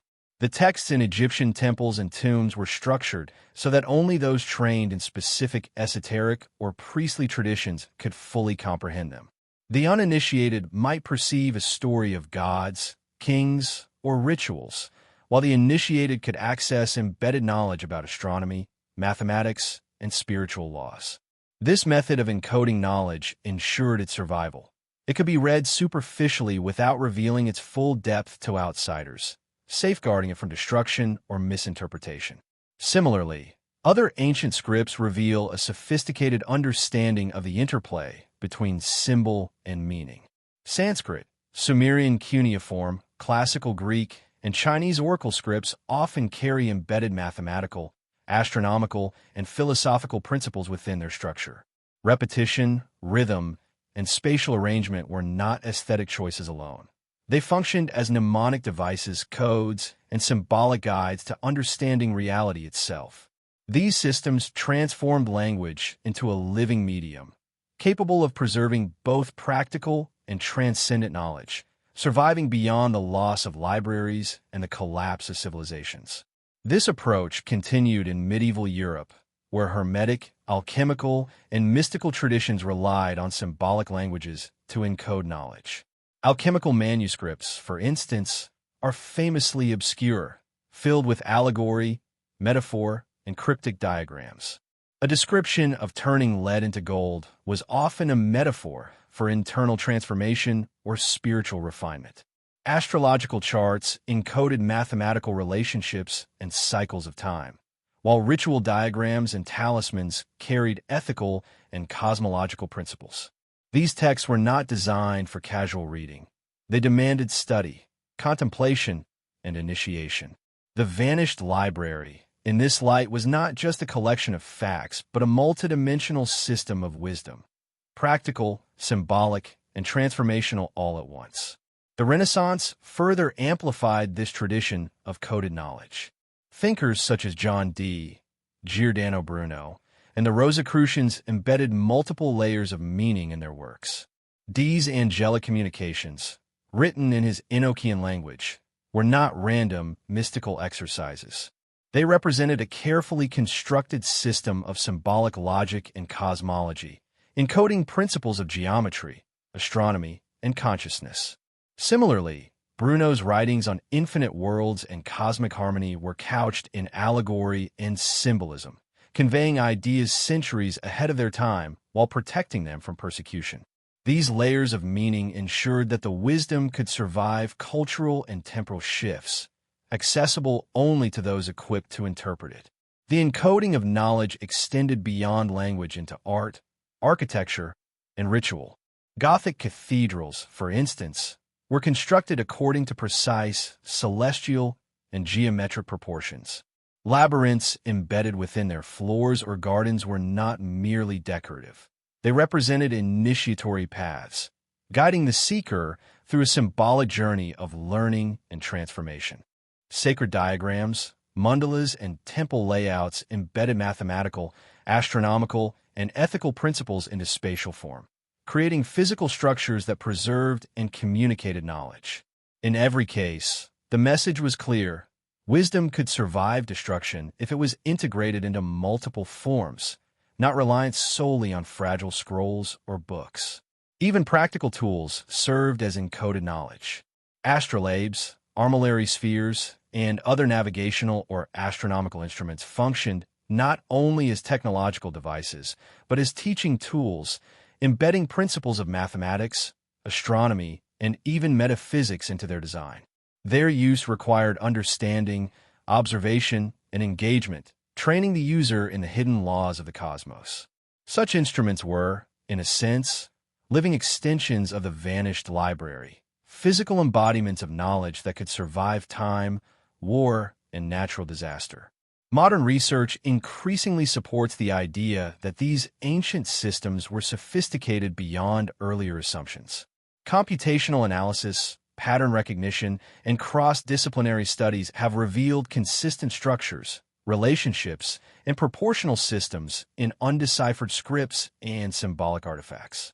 These findings suggest that the ancients were capable of encoding vast amounts of knowledge across multiple dimensions simultaneously, creating systems that could convey complex concepts through symbol, structure, and sequence. The vanished library, it seems, anticipated the fragility of human civilization and responded with extraordinary ingenuity, ensuring that knowledge could endure even in a world prone to destruction and forgetfulness. The persistence of encoded knowledge also demonstrates a philosophical principle central to many ancient traditions. Knowledge is inseparable from responsibility. By hiding the most dangerous or powerful truths, the ancients ensured that only those with discipline, training, and ethical grounding could access them fully. The encoding itself was a protective mechanism, a safeguard against misuse, and a test of readiness. In this way, the vanished library was as much a school for moral discernment as it was a repository of factual information. Ultimately, the study of lost languages and encoded knowledge reveals that the vanished library was never truly gone. Its memory persists in symbols, scripts, artifacts, and practices scattered across cultures and generations. Each fragment, each undeciphered tablet, each coded manuscript is a thread connecting us to an ancient understanding of reality, a knowledge that combined mathematics, philosophy, ethics, and spirituality into an integrated whole. Humanity's task is to decode these systems, to recognize the hidden structures of memory and meaning, and to reintegrate this wisdom into our understanding of the world. In pursuing these codes, we are not merely reconstructing the past. We are engaging with a living legacy. The vanished library, through its language and symbols, continues to challenge, instruct, and inspire. It teaches that knowledge is resilient, that understanding requires both intellect and intuition, and that the most profound truths are often hidden in plain sight. As we continue to study lost scripts and decipher their meanings, we are participating in a continuum of discovery, a process that reconnects us to a civilization that once grasped the universe with astonishing clarity. The code of memory is still alive, and humanity is beginning to read it once more, revealing secrets that have endured for millennia. Even though centuries have passed since the fall of the great library of Alexandria and the subsequent suppression of knowledge, fragments of its wisdom have quietly resurfaced across the world, waiting for those capable of recognizing them. Modern rediscoveries are scattered, subtle, and often hidden behind the veil of mainstream science or historical orthodoxy. Yet they suggest that the vanished library was never truly lost. Its knowledge has persisted, encoded in texts, artifacts, traditions, and even the structure of human consciousness. By tracing these fragments, we begin to see a pattern, a continuous, if hidden, transmission of wisdom across millennia. One of the most striking areas of rediscovery lies in ancient technologies and scientific insights that appear ahead of their time. Archaeological findings, such as the Antikythera mechanism, sophisticated architectural designs, and precise astronomical alignments in ancient monuments challenge conventional timelines of human development. The accuracy of these artifacts suggests access to knowledge that predates known scientific achievement. Scholars studying these objects are increasingly forced to consider that some ancient civilizations possessed a level of understanding that rivals, and in certain ways surpasses, our modern technology. These discoveries echo the possibility that the vanished library preserved advanced studies in mathematics, astronomy, engineering, and natural philosophy, which continue to influence later societies in subtle, often clandestine ways. Similarly, the field of linguistics and the study of ancient scripts reveal astonishing continuity and complexity. Languages and symbols long considered dead or undecipherable, linear, rongorongo, and even certain Egyptian hieroglyphic traditions suggest sophisticated systems of encoding knowledge. Modern researchers applying new computational methods and pattern recognition have begun to identify structures and relationships previously unnoticed, revealing that these symbols may contain advanced mathematical, astronomical, or metaphysical information. This implies that ancient societies encoded lessons not only in words, but in patterns, geometry, and rhythm, preserving them in ways that survive both time and human neglect. In parallel, esoteric and mystical traditions have resurfaced, influencing modern spiritual and intellectual movements. Rosicrucian texts, Hermetic treatises, and the alchemical writings of Renaissance scholars have been rediscovered, translated, and circulated. Even popular culture, through literature, film, and art, reflects a subconscious fascination with these hidden currents of knowledge. Authors and thinkers often draw upon forgotten cosmologies, mystical symbols, and philosophical frameworks that have roots in ancient wisdom. Though many of these rediscoveries are fragmentary, they reveal the enduring influence of the library's teachings and the human drive to reconnect with deeper truths. Advances in science have also begun to touch on principles that ancient wisdom explored intuitively. Quantum physics, for example, reveals a universe that is interconnected in ways remarkably similar to Hermetic and alchemical thought. The notion that consciousness affects reality, once considered mystical, now finds echoes in experiments demonstrating observer effects at a subatomic level. The principles of energy, vibration, and resonance, central to the teachings preserved by the ancients, are increasingly recognized as fundamental to understanding the cosmos.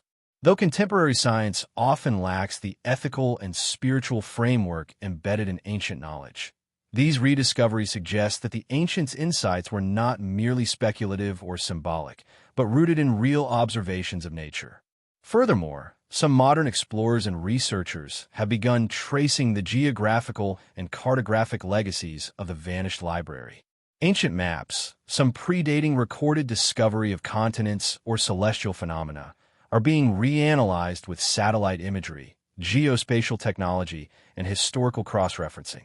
Patterns emerge, suggesting that navigational, mathematical, and astronomical knowledge persisted and influenced exploration, trade, and architecture long after the fall of great centers of learning. These maps, once dismissed as errors or myths, may now be understood as coded transmissions of long-forgotten wisdom. Secret societies, too, continue to preserve fragments of the ancient knowledge. Masonic lodges, Rosicrucian orders, and other esoteric groups retain symbolic systems, rituals, and teaching methods that trace their origins back to the Hermetic and alchemical traditions. The secrecy of these organizations, historically condemned as conspiratorial, may have been crucial to the survival of knowledge that mainstream institutions could not protect. Within their practices lie subtle but sophisticated approaches to ethics, mathematics, astronomy, and consciousness, evidence that the library's wisdom did not vanish, but adapted to the times. Even in contemporary technology, echoes of ancient principles appear.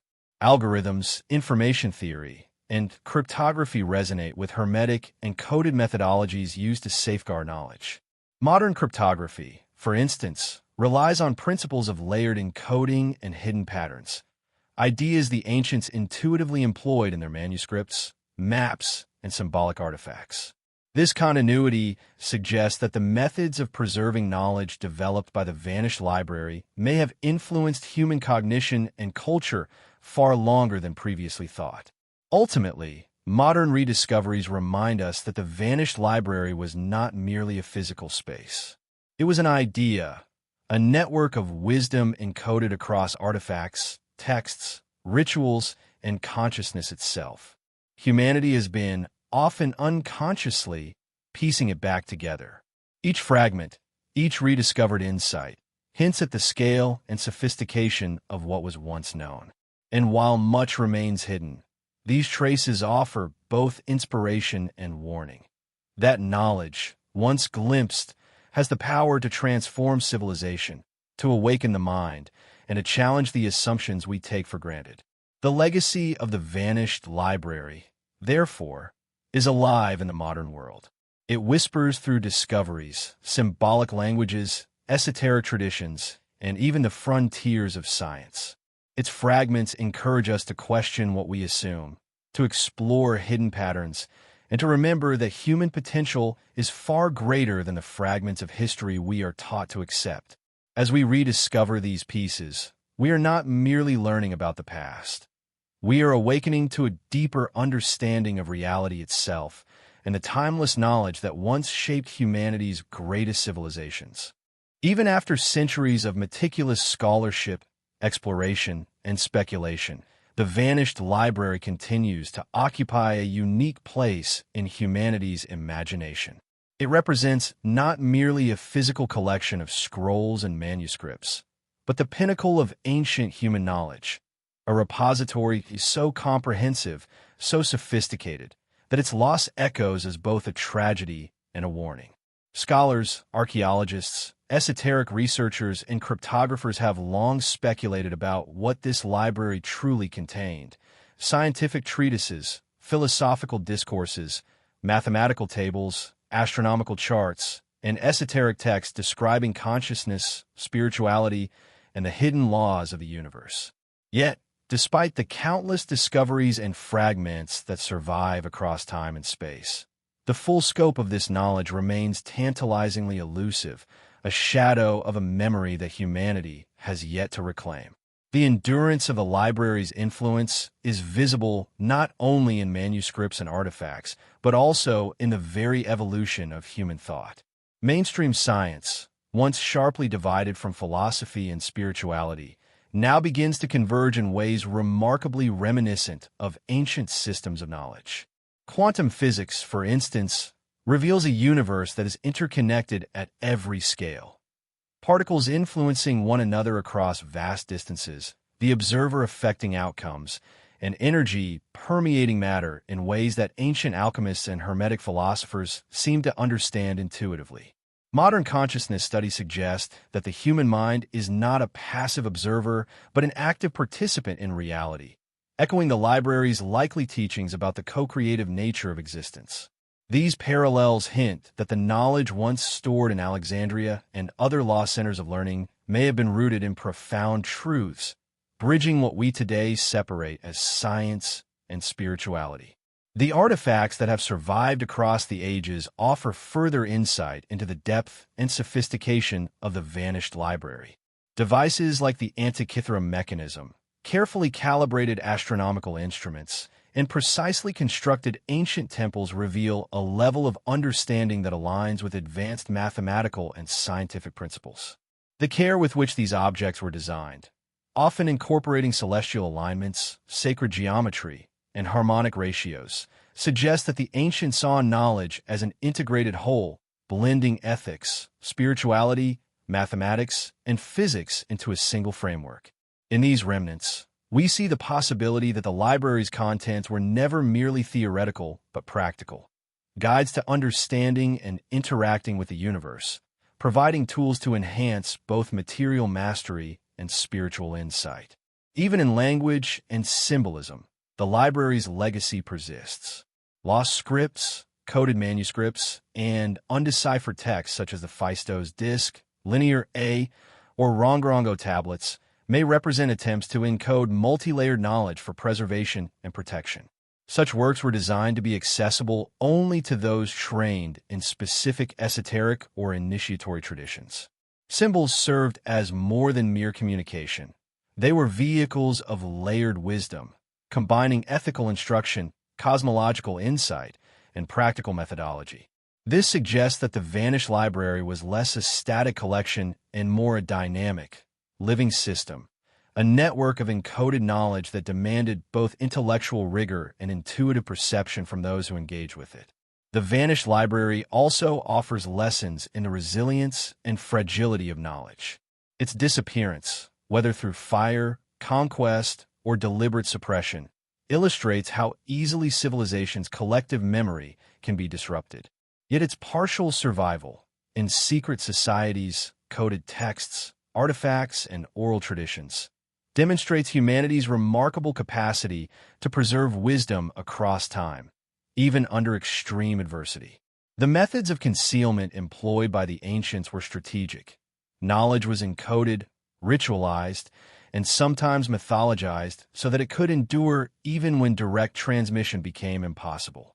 In this way, the library's influence persists, not in its entirety, but as a latent force embedded in culture, consciousness, and human potential. Modern rediscoveries continue to underscore the library's enduring relevance.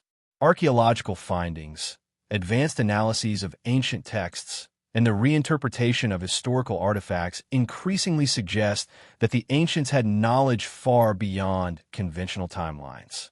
Astronomical alignments in monuments, complex engineering techniques, and medical practices recorded in early manuscripts point to an understanding of the universe that rivals, and sometimes exceeds, what modern science has rediscovered independently.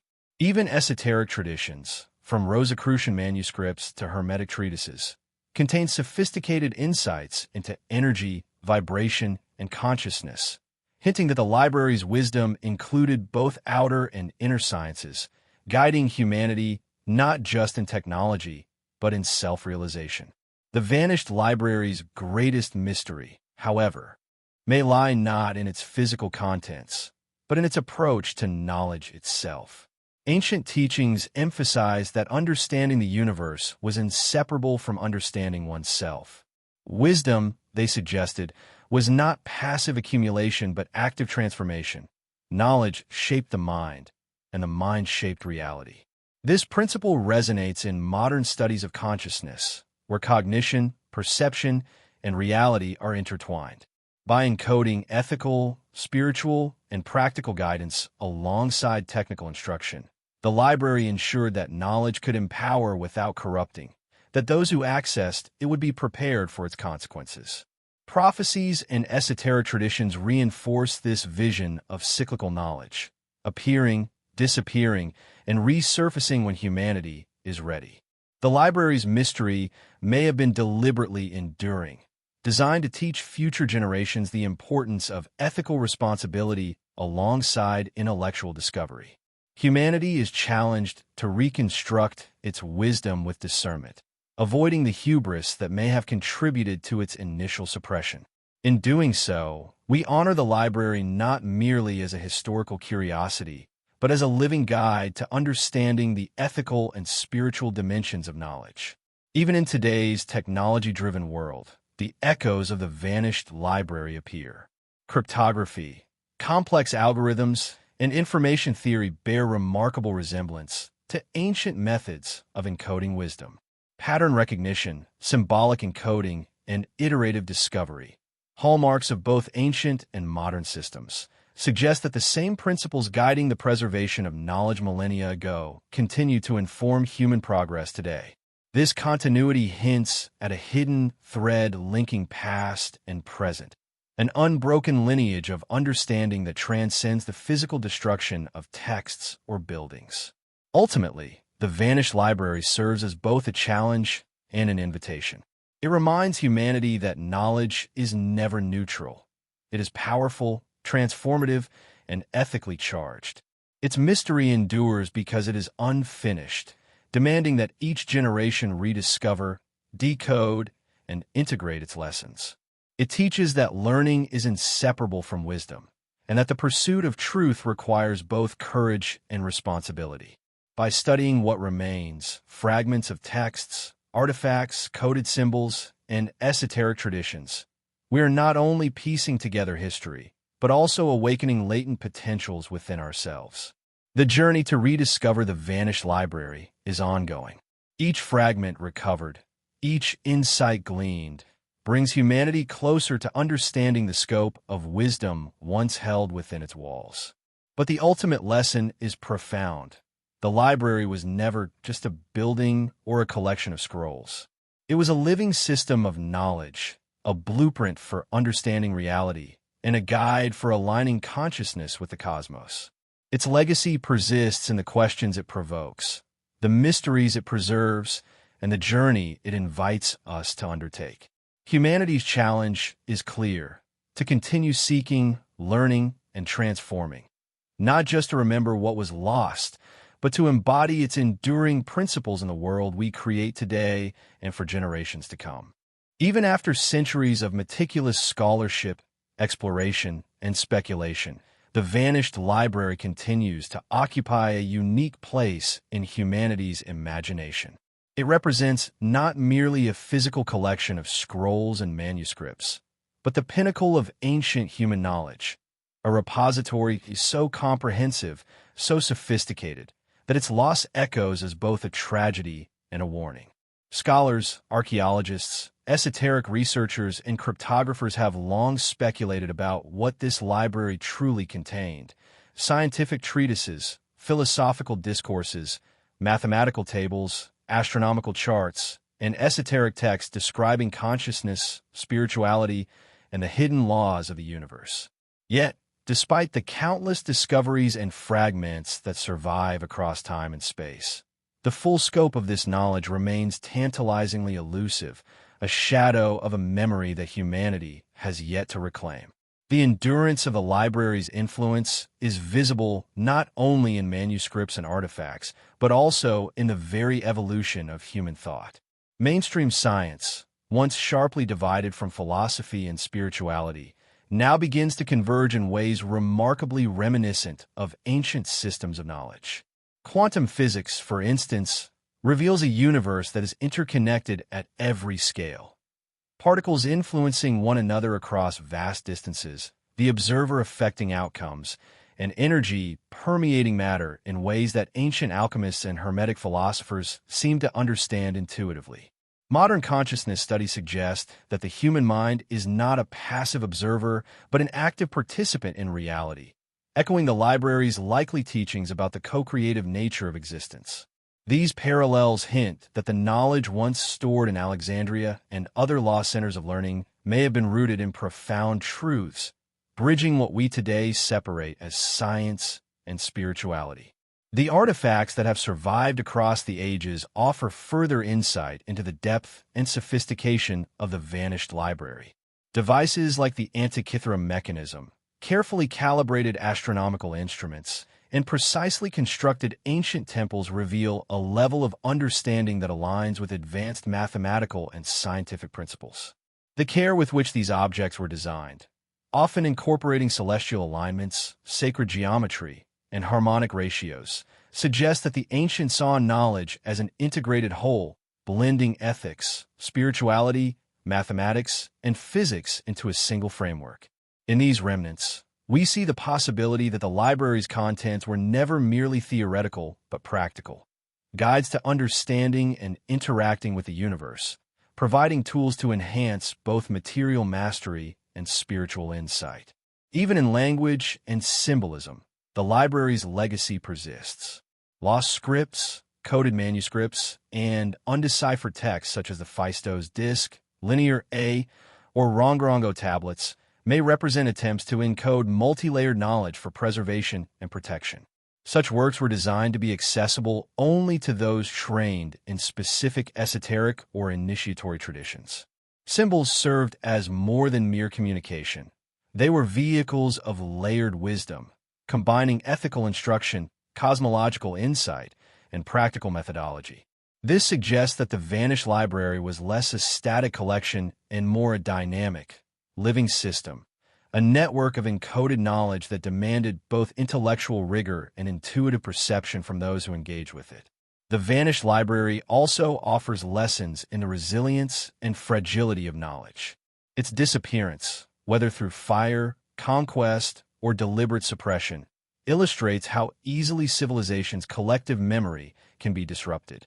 Yet its partial survival in secret societies, coded texts, artifacts, and oral traditions demonstrates humanity's remarkable capacity to preserve wisdom across time, even under extreme adversity. The methods of concealment employed by the ancients were strategic. Knowledge was encoded, ritualized, and sometimes mythologized so that it could endure even when direct transmission became impossible. In this way, the library's influence persists, not in its entirety, but as a latent force embedded in culture, consciousness, and human potential. Modern rediscoveries continue to underscore the library's enduring relevance. Archaeological findings, advanced analyses of ancient texts, and the reinterpretation of historical artifacts increasingly suggests that the ancients had knowledge far beyond conventional timelines. Astronomical alignments in monuments, complex engineering techniques, and medical practices recorded in early manuscripts point to an understanding of the universe that rivals, and sometimes exceeds, what modern science has rediscovered independently.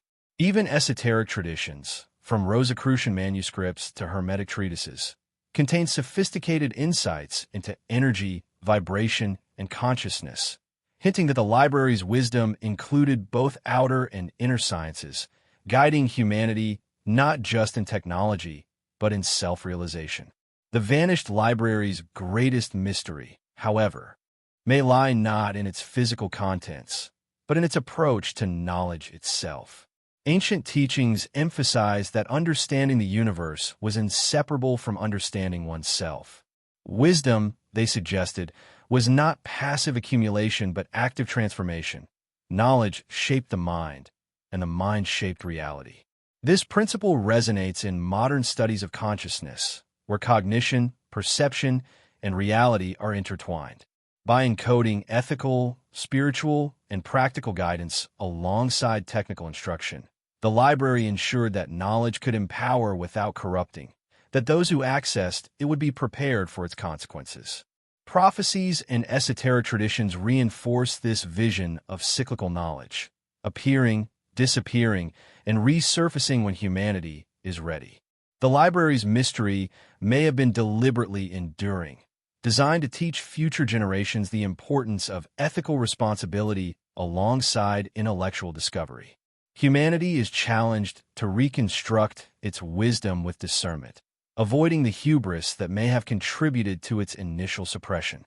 In doing so, we honor the library not merely as a historical curiosity, but as a living guide to understanding the ethical and spiritual dimensions of knowledge. Even in today's technology-driven world, the echoes of the vanished library appear. Cryptography, complex algorithms, and information theory bear remarkable resemblance to ancient methods of encoding wisdom.